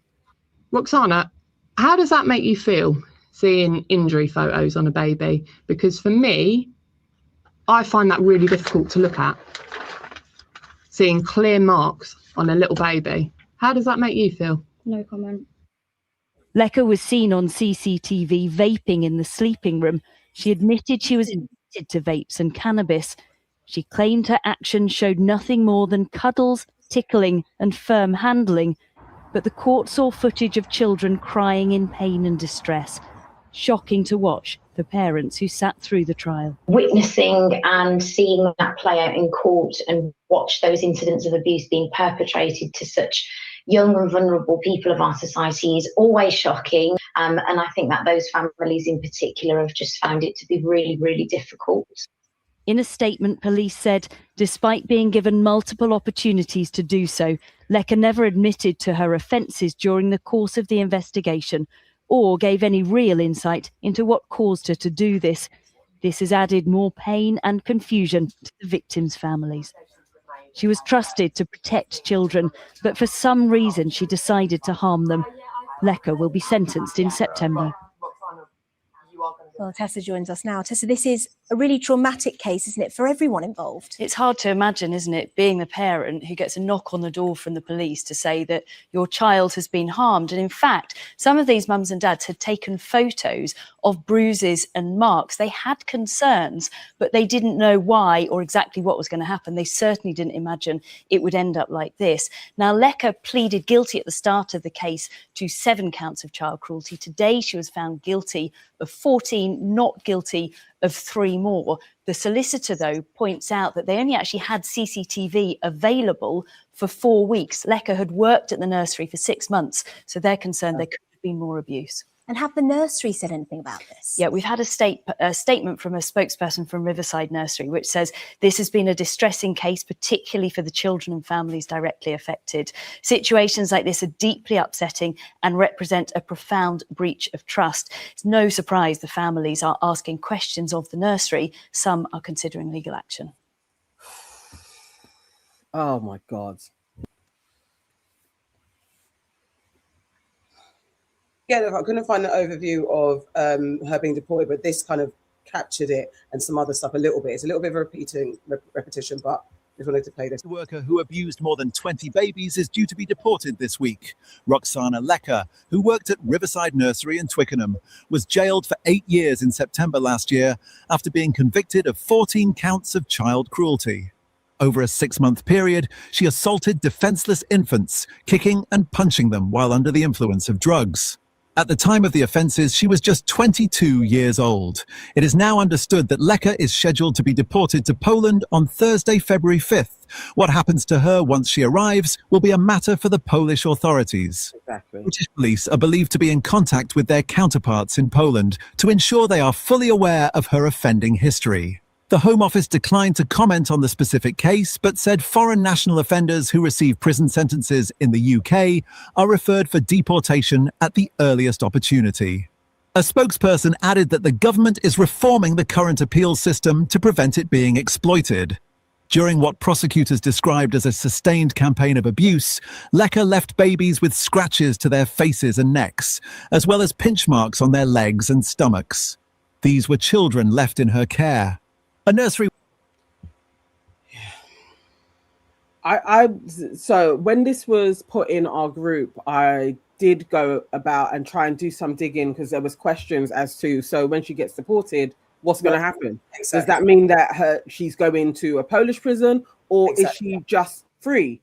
And also, I couldn't find any answers to that because as it stands now, I mean, now there may be some journalists that are going to be in Poland following this through as well. But when she was being deported, it's up for the Polish authorities to decide. Mm-hmm. Now, they may decide, actually, we're just kind of going to put a tag on her. She may not be able to work with children again, but she may not have to serve out her time. I don't understand why she's only been in prison for a year and you're sending her off. I don't get it. Let her do the time and then send her. Don't they do that sometimes? I thought that's how it went. And then you get dipped. Yeah, that's how I thought it went. Like I think even her sentence of 8 years is absolutely disgusting because she showed no remorse. Mm-hmm. So she's a danger to society. Yeah. It should have been 20 years. I feel like she should have got like a 15-year to life, really, for what she's done. But then also to deport her over there, but Poland's cool, you know. It's not bad. It's not harsh. We don't know what her family does. She may be fine, out scot-free, partying. She's only 22. And that's the problem. There's something in when I know that they collate images, they find what they find on social media, and that's what they present. But something in that, she's just 22, she's blonde, maybe considered cute and pretty. So that, how does that translate to when she lands in Poland in her home origin country?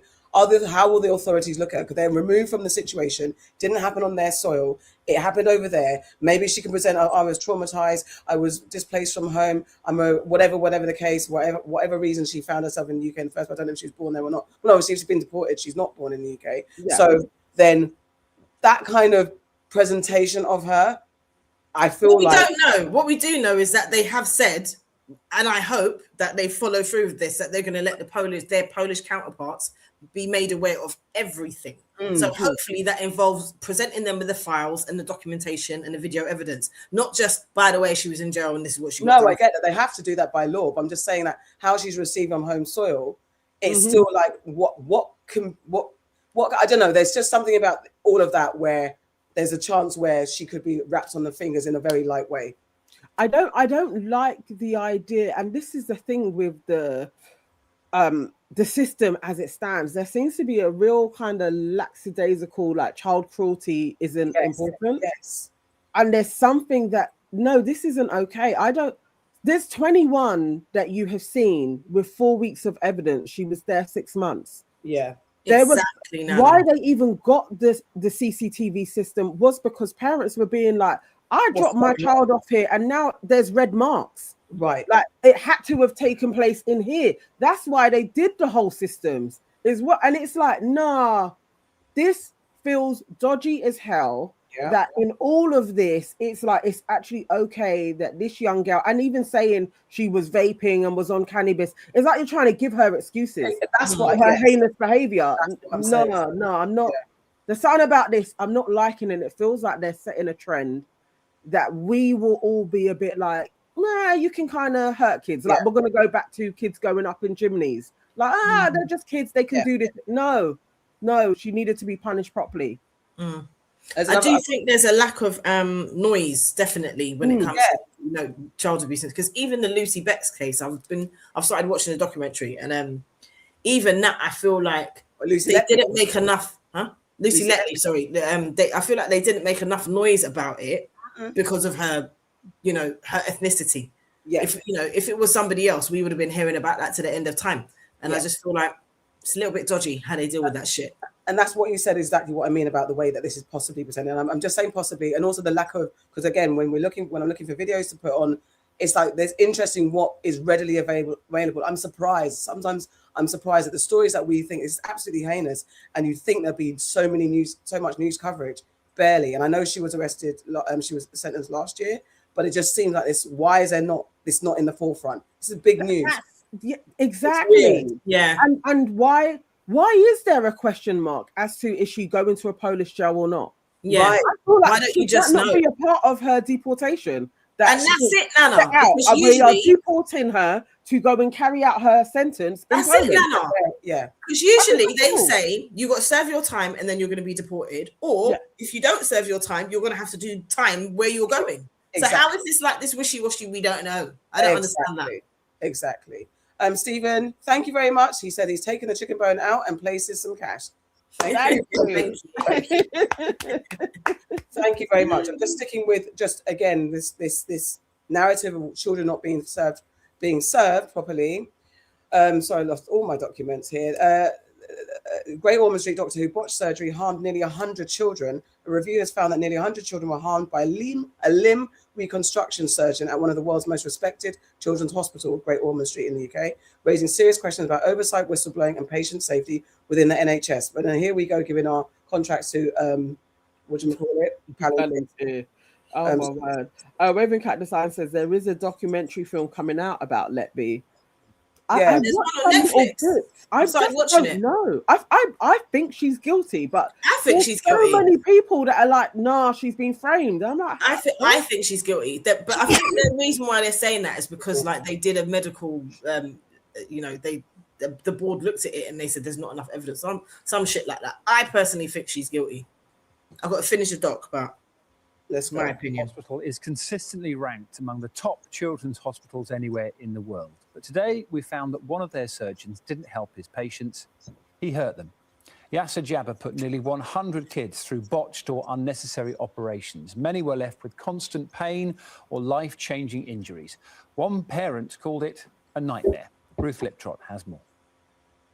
Bunty was born with a rare bone disease and has been in and out of hospital all her life. In 2022, her leg was amputated by Yasser Jabber, but before that, he also carried out a number of failed operations on her, including leg lengthening and leg shortening surgery.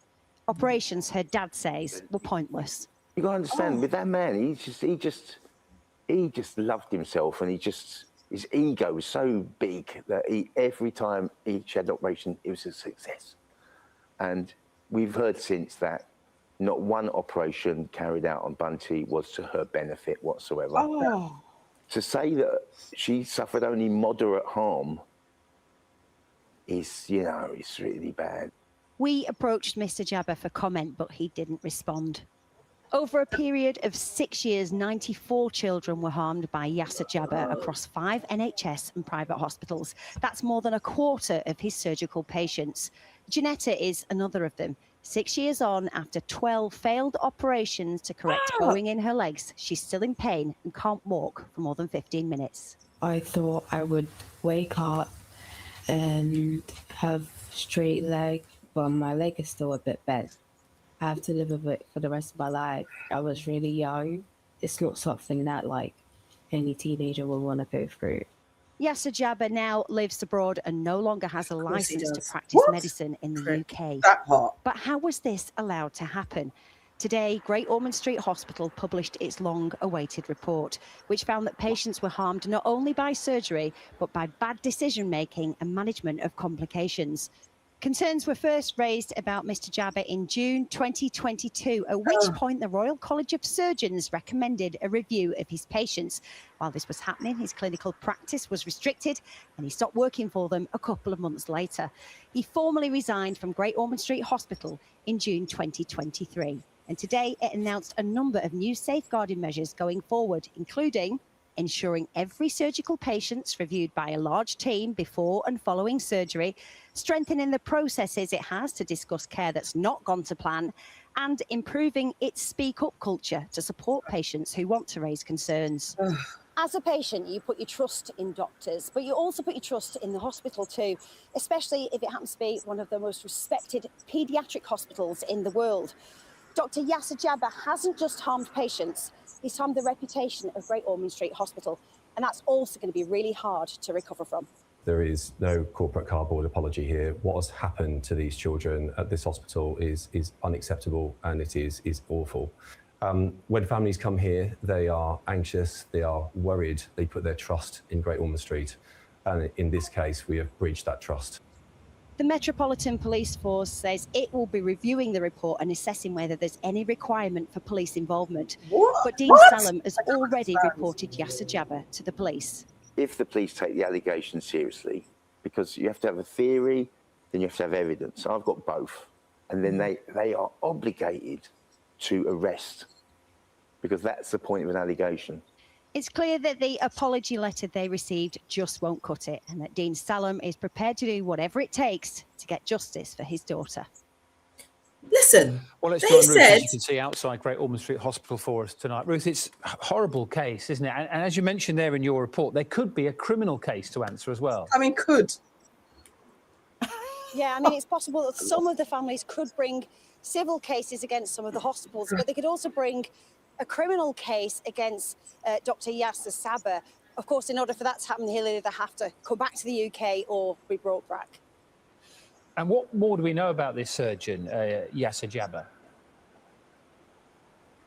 Well, it's important to say this is not just some fellow who's wandered in off the street with no medical training. He's a British doctor. He had all of his medical training in the UK, and he's a consultant orthopaedic surgeon. And when he joined Great Ormond Street Hospital, there were no doubts at all about his medical proficiency. listen, they said he did lengthening and shortening to the little girl. How are you doing both? How are you doing both? And then also they said that he resigned. Don't know why he had the opportunity to resign, and that he can no longer, listen to the key words, can no longer practice in this country. Thank you. He can't practice somewhere else. So what in the fuck is he doing wherever the hell he is now? That part. I'm flabbergasted. Literally like hair. So, but I don't understand where there's we are going to review if we're going to bring criminal charges. You have malpractice repeatedly over years. You have the evidence where Great Ormond Street didn't want to apologize. They never want to apologize for when things go wrong.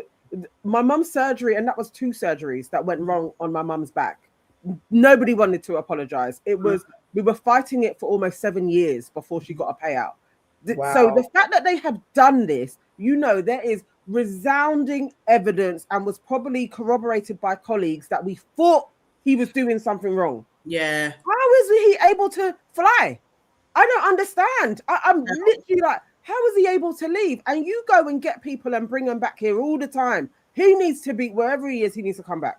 Yes, immediately. This is immediately. What the hell? All children, and it's that, and the vulnerability of parents, and that's the thing. This is what we can all talk about a time when we've had a suspicion about ourselves, about our kids, and the way that the doctors and the GPs can fob you off. Why do I have to fight for you to hear what is going on? And then why do I have to, how can I lose my trust and faith in someone who's supposed to be super qualified? And doctors notoriously are so arrogant, so cocky, so like, we've got this experience, you don't know anything. They can be so patronizing to parents. They can shut parents out of the conversation because and deem parents as a hassle or an annoyance. And that you're getting on, you don't know, so we know. And then if you hand over to them, okay, yes, you're qualified. A lengthening and a shortening. The poor girl his leg is bent. And what the hell? And then you're telling them there's no criminal charge. I cannot believe there's no criminal charge. Where are we in this world? Where are we because and I guess we've missed something, because as the dad, the white dad was saying, so I can't remember his name, and he was saying now I've got the evidence, I've got this, and I've got the proof. It's like there's so much onus on victims to do the research for them. Like, come on, why can't you, as an institution, do the research yourself? Exactly. I understand innocent until proven guilty. I understand that, but when there's enough, at least evidence, at least let him go for the hospital. The hospital wanted to get rid of him, right? Or he ended up resigning, but they wanted to get rid of him. So for you to want to get rid of him, that means that you know that something's going on. Yes. Yeah. They basically said to him, you leave or we're going to sack you. Yeah. What's so better? he's lost his license, but what you've done is damaged numerous children's lives. You have to pay a price for that. I know, obviously, there's every surgery, there's risk. But if there is enough for you to be like, he can't practice in this country, then you know it wasn't just the error. There was something systematic that he was doing each time he was doing surgery and repeated surgery on certain children. That this is criminal now. Lengthening and shortening. It's criminal. That's Come on now. those words. How are you lengthening and shortening? And on the report, and it's that thing of we've got to do a report that takes how long? And the man's gone. So even in that report, what are you researching? Something that the man's not there to stand. He should have been held there at the very. And who's to say that they even know where he's gone to? That's another thing. Where is he? Their little check, and I hate, do you know, the trivialization of it. I guess I know it's news graphics, but the little tick box. So what we will do is make reporting. We've changed our policy now. Make reporting easier and have a bigger group. You should have that anyway. When they talk about it, they say that they're going to the consultants. I thought that was a thing. I thought it was. Yeah, I thought they had to have a meeting. Like all of the surgeons do meetings. Like this is what's going to happen. Yeah. I thought that was as standard. And especially you're playing around with children who are still have growth. Because also there may be that. If you've got an arrogant doctor, because I know those of us who are children of people that have worked in hospitals and NHS and people who know people that work in that space, we definitely know there's that human beings, as much as they're qualified, they're also human beings with horrible egos, horrible personalities, cliquish behavior. So maybe if he's like the revered surgeon and then he's got his cronies around him that don't challenge him because he's that, and the accountability in the NHS is very low. Yeah. People get away with doing things for so long. So that, yes, hierarchical SAFs, it's all of that stuff. So who knew that even if he's presenting his case and people are like, we're not sure, but then because of his hierarchy within the system, they know that if he says something, then he's gonna, do you know what I mean? There's all this stuff that's behind the scenes that we don't. Little Rock says apparently he fled to Dubai. Oh, did he? Yeah, okay, we actually got to pick him up. But honestly, I do believe, because the way they go after black people in the NHS anyway. Yes. If this was a black surgeon, absolutely not. Yeah. Five patients having something going wrong, he would have been reviewed time and time again. Listen, the way I know that somebody was scrutinized and harassed and bullied out of their role to thrive somewhere else, the nature of certain hospitals is disgusting. I know this. It's disgusting. No, it's black. There really, truly is actual systemic racism in the NHS. I'll stay on my Oh no, they from all levels as well. But this is really disturbing that he was allowed to leave the country. I cannot believe it. I cannot believe it. And the question of whether it's criminal, whether or not we'll investigate, and it's on the victim who's stressed about their child who has to bring it to, so they have to go through it. The system should have taken over and then call the parents in when they need to tell their story. It shouldn't be in this poor father's hands. Mate. 123 Steph says it went on for far too long. Must have been whispers. Complaint must have been blocked or on the back burner. Definitely. It was. I can definitely say with my mum's operation, the first one that went wrong was in St. Mary's, and after that operation, it was somebody else looking over her scans and was like, "You didn't need this operation that they gave you." So then it was repaired by another surgeon, who basically repaired the damage that had been done by the first surgeon, but hadn't fixed the problem with her back. Okay. So she's still in chronic pain. Then my cousin, who is a really good private nurse, was like, I know of a surgeon friend who, if you can get a referral to him, he will do it on NHS dime, but he's private. He will fix the back for you. And he is the one that provided all of the evidence that we were able to actually sue the hospital for in the first place, as to all of the errors that they did, which lost my mum her mobility. So it's like, and that is a course of years to fight it, where they are saying, I swear they were waiting for my mum to die.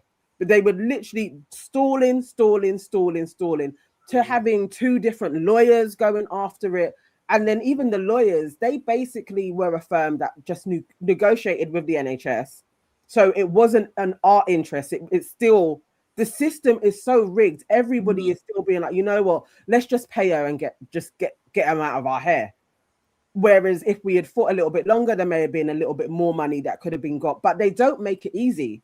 Yeah. And they still wouldn't do an official apology, because they know once you get that document of an apology, you can go again. So the fact that these families have an apology, this is criminal. They wouldn't be doing it if it was just like, oh, it's a margin of error. You know, sometimes an operation, there's 10% where it can go wrong. Like, nah. Not that. He's a criminal. He's a criminal. Yeah. It's definitely criminal. I mean, what's that program? It's about the American doctor, but the doctor, they were called Dr. Death or something like that. And he was not even qualified the way that he should have been qualified, and was doing some real fuckery. I swear, like, he was an orthopedic surgeon as well. He was.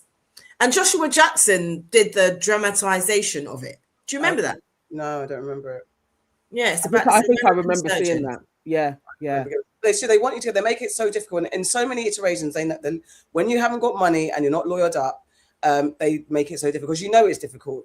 There's so many things. My mum's knee surgery I could look into. My dad's even heart valve replacement causing him to have a stroke. I could look into, just to look into. Listen, when my granddad was dying, right? He was before he had a seizure. And when he had the seizure, it was unusual because he wasn't someone that suffered from that, right? So he went to Hammersmith Hospital, and they kept him in Hammersmith Hospital for about a month, doing all different tests on him, this, that, and the other. Dyes, like when they run the dye through you, all of the different types of treatments they did on this man, only to get blood transfusions, all of that, to then release him after a month. And they were like, well, we don't really know what's going on. Like, he's fine. He hasn't had another seizure, blah, blah, blah. He goes home. Within about a day, he has another seizure, right? And then they take him to Charing Cross Hospital.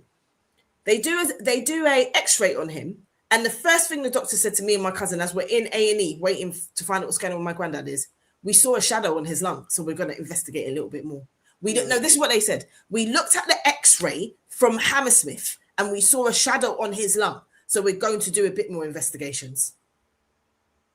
Flipping crazy. What happened? Man had lung cancer, and he'd been going to the doctor previously for that, to say that I don't feel right. This is starting to happen. They put it down. Oh, you're old. That's what's happening to you. You're old. Yeah, that's what they do. These people are fuckeries. And when we tried to go back to the NHS to say there is some failing here, they said to us, you've run out of time because you didn't report it on time. You can't, there's nothing you could do anymore. Yeah, because they give you that win. And of course you run out of time because you're busy dealing with the person who's flipping dying. Yes. And how can you do it simultaneously? You can't. It's all on the onus is on the victim at all times. Oh, it's actually disgusting. I can't believe this case. Sleepful. Actually, let's go to Stephen, because Stephen, thank you very much. And yes, thank you, Stephen. Thank you, like Stephen. the video. Could just stop a minute and like the video. We'll give you 4 seconds. 4, 3, 2, 1. Like, very simple. And if you're in here, 143 of you are in here on YouTube. Don't know how many's in here on Insta, but can you please? Just like the thing. You're in here already. Just like. Sleepful P said, still on the Roxana story, I skimmed about 30 articles. They all say exactly the same thing, but don't give much info about her or her family. Very fishy. And that's what I found. Very suspicious that it's kind of like, we're leaving it to the Polish authorities. And again, it is that. Because who's her family? Who's her people? How is she being able to leave jail for these types of crimes so quickly to be deported? Exactly. It's unusual.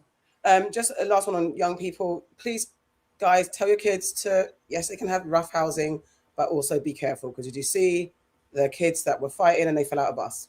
Or rough housing, they fell out of a bus. Yeah. No!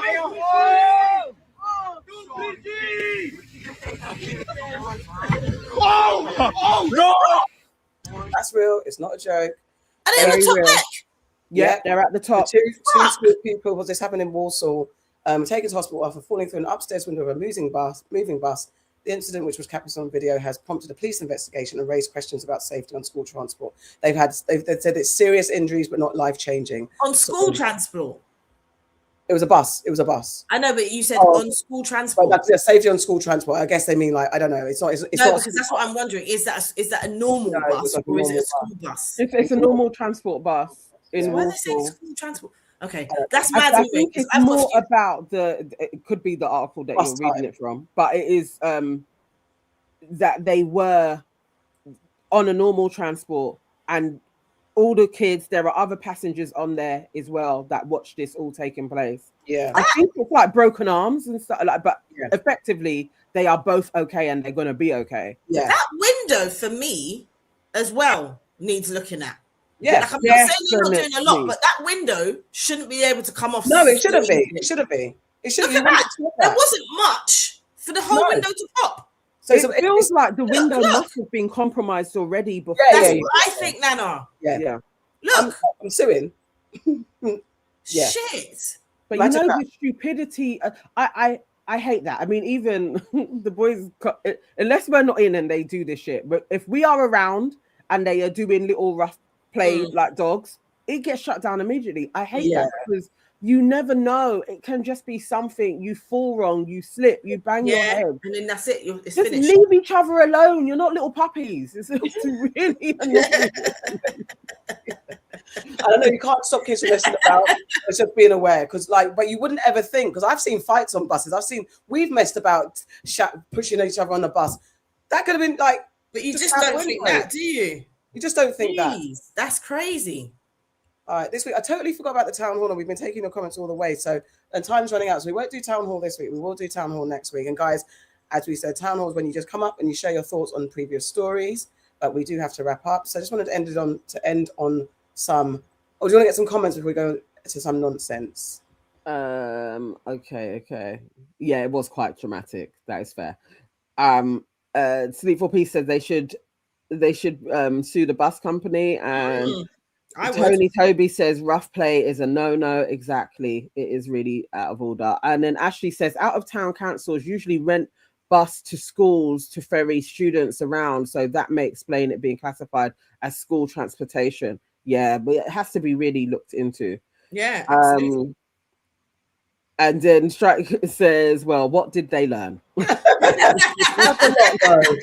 Okay, Dad. All right. Victoria says, I swear I always get confused when men do that type of shit as banter. Like, can you just talk instead of fighting like that? I don't get it.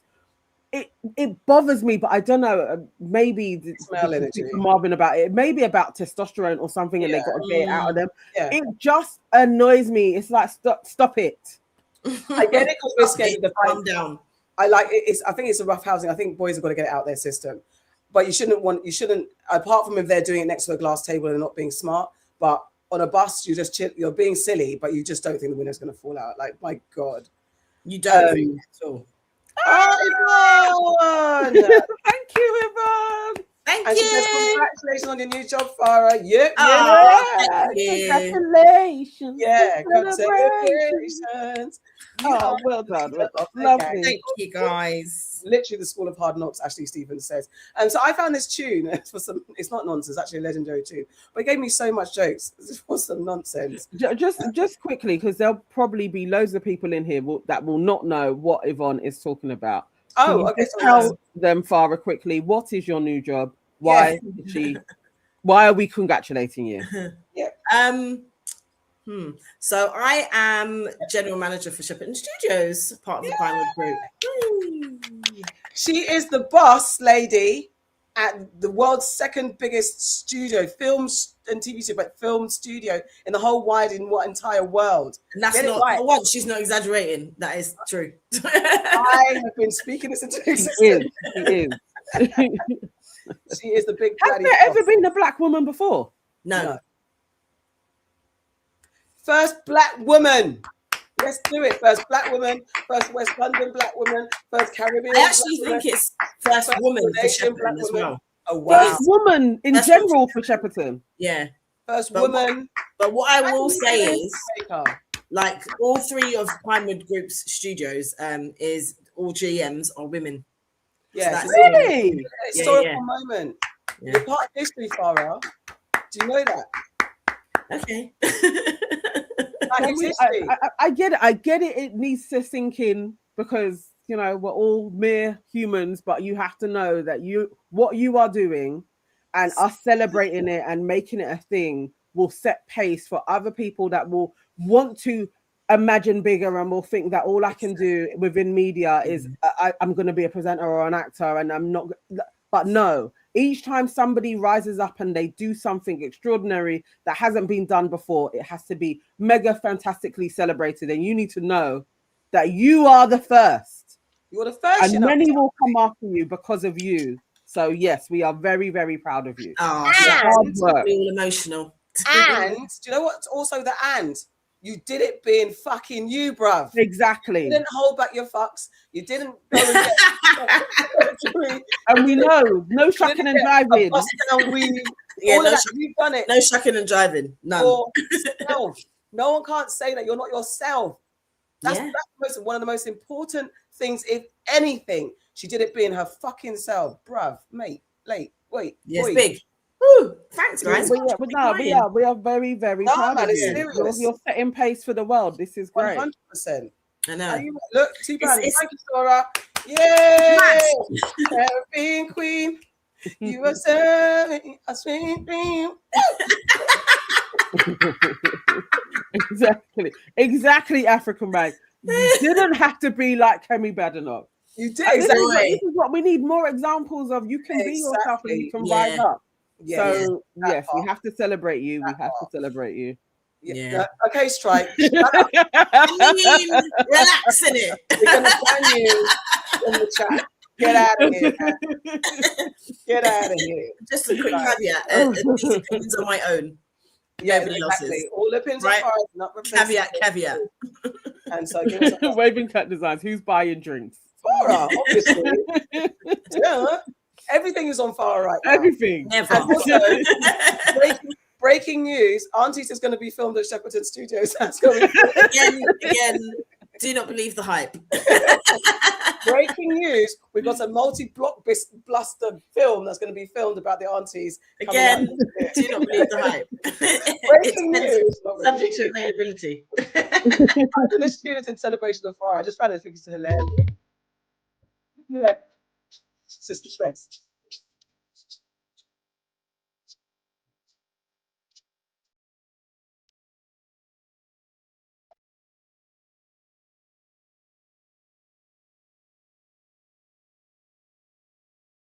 What?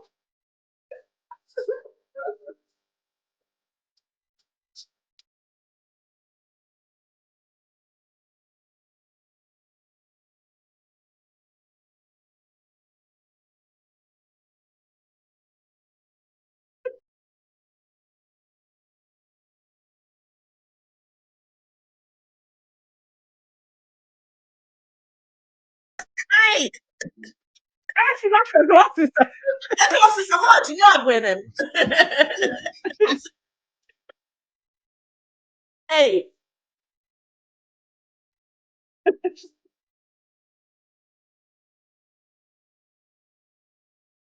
There we go. I liked it. You said it was nonsense. I liked it. No, it was not. No, it's fucking great. I've been jamming to it. It's 17 minutes long. The tune is 17 minutes long. It's 17 minutes long. Yeah, it's old school life, isn't it? It's old school tunes when the tunes were like 20 minutes long for no reason. That's crazy. Oh god, garbage. I just thought another one. Did you not see Craig David shared? He tried to save a flying fish and it backfired on him. Oh my god, what happened to it in the end? Hold on one second. All I saw was the clip when he put it in the water. Did something happen after that? Yeah. Hold on one second. I didn't see that. Literally having dinner, and oh wow, this fish comes flying out. Okay, I'm just gonna grab you. Here we go. We're putting you back in. Come on, man. That is amazing. So this fish just literally just jumped out of the sea, and you're going back in here, my friend. Oh my gosh, that's the full moon for you. Hope it's still alive. That's the full moon. I love the full moon. Come on, come on, come on. You still got it inside of you. You still got it. Oh my God. Oh no, who got him? Oh dear. What happened? This is crazy. I'm literally having dinner. Did you see it got eaten? Another fish ate it. Yeah. Another fish ate it straight away. Oh no. Circle of life. Oh, I know. Circle of life, though, for real. We've seen that. I mean, either way, the fish comes. They could have been like, "Why a fish?" and eaten it. Yeah. You got that three. fish might not have. The fish that ate that fish might not have eaten anything for a long time. Yeah. He might have needed it. So he might have but done. that is you know, beautiful. So gorgeous. It is gorgeous. Is he in Barbados? I don't know where he's in the Maldives. Oh, okay. But yeah, I want to see. I've always wanted to see a flying fish. I didn't know there were some of them are so beautiful. So but that is so sad. Exactly. Nana's like, it's sad. He was probably like, I'm free. Oh, exactly. Maybe the fish was flying away to escape the fish that ate him. Exactly. Here goes humans getting involved as usual. Right? Oh, I know. But yeah, so I wanted to share, not that one, this one. Sorry, this is the last one before we go. Just a universal, how long it takes to leave a black person's house. Oh, that's the way of kicking me out. Don't worry, I'm finna go. I'm finna go. It's okay. I gotta go home anyway. Feed my dog, let him out. Okay. And I got to cook. I got a lot to do. What you think about this area? What you think I should put over here? Because what kind of table? You gonna get like a square table? I think a square table for this one would be good. We'll figure it out. okay, yeah, I already know. We're gonna figure it out. All right. Make sure everything to eat too. Okay. Two rocking chairs or something right here. Y'all can come out and rock out. Yeah. It's a little, Yeah. But let me get on. It's getting cold. I know. And then I'm gonna get some ice to put up there. And the shelves in there. You know, dinner there in the garage. Let me get it fixed too. Okay. Well, I'm gonna go on. We'll figure it out. All right. Yeah, we're gonna talk about it. He'll press wash the whole thing. And he might throw the backyard in with it. Yeah, that'll work. Yeah. We could do that. But I mean, we can talk about it. I know you gotta go and stuff. Okay. Where you went to go get your car cleaned at? I know I'm just wash mine myself. Where you go? No, I go through I run it through the thing up the street, up there by the light, right out the exit. I run it up through there. Yeah. I think I pay like $25 a month. You smell real good. So they clean the inside of the car. They do, but that's the spray I got. I got this blunt powder spray. I just spray. It's the pineapple one. Just spray. Where you get it from? You had went to the gas station. We'll talk about that. Okay. All right. Okay. All right. Okay. Bye. Okay, bye. See you all right. See you. All right. Okay. All right. All right. All right. All right. See you now. Okay. See you later. Okay. About my room, like what you think about the comforters and stuff like that? I think if you do a white comforter be good in there. Right. A white comforter be real good. We'll talk about it. Yeah. Okay. All right. Okay, I'm gonna call you. All right. No, not 6 hours. Absolutely. You not. good? Okay. All right. All right. Bye. Oh my God. The day, literally. Yeah, no, we can be like that. Yeah. That can be black folk. Yes, indeed. 100%. All right, guys. Lil Rock says this was me and my girls last night. They left at 11, but didn't get into their car and left at 2 a.m. It bees like that. It's actually quite. Sometimes quite it bad. bees like that, man. Yeah. And sometimes you got to win it. We can be like that on the phone. Sometimes you just got to keep on going over things. Yeah. Sora said this reminds me every time I would go to my best friend's house for the afternoon. In the end, I'm staying the night or the weekend. It's that. It is that. All right, guys. That has been News and Nonsense. Right. Thank you all so for your much. contributions. Love you, love you, love you. Thank you for those who donated to the coffers of the aunties. Can I go through it? Yeah, let's give a little thank Okay, all right. So we had Suze became a member. Welcome to the family. We had Kevin, he gave us £5. We had Strike give us £5 as well. We had Sim give us $4.99. Then we had Stephen come with £2, £2 again. We had Yvonne come with a £10 and Sora come with €2. Thank you guys so much. Thank you. Thanks very much, darlings. Thank you. We donate for the wine habit and the surgeries. Go away, Strike. Thank you very much. Yeah, I saw that comment earlier. Have a blessed week, guys. Our episode will be out on Monday, tomorrow, and yeah, goodbye. We will see you. Bye. Toodles.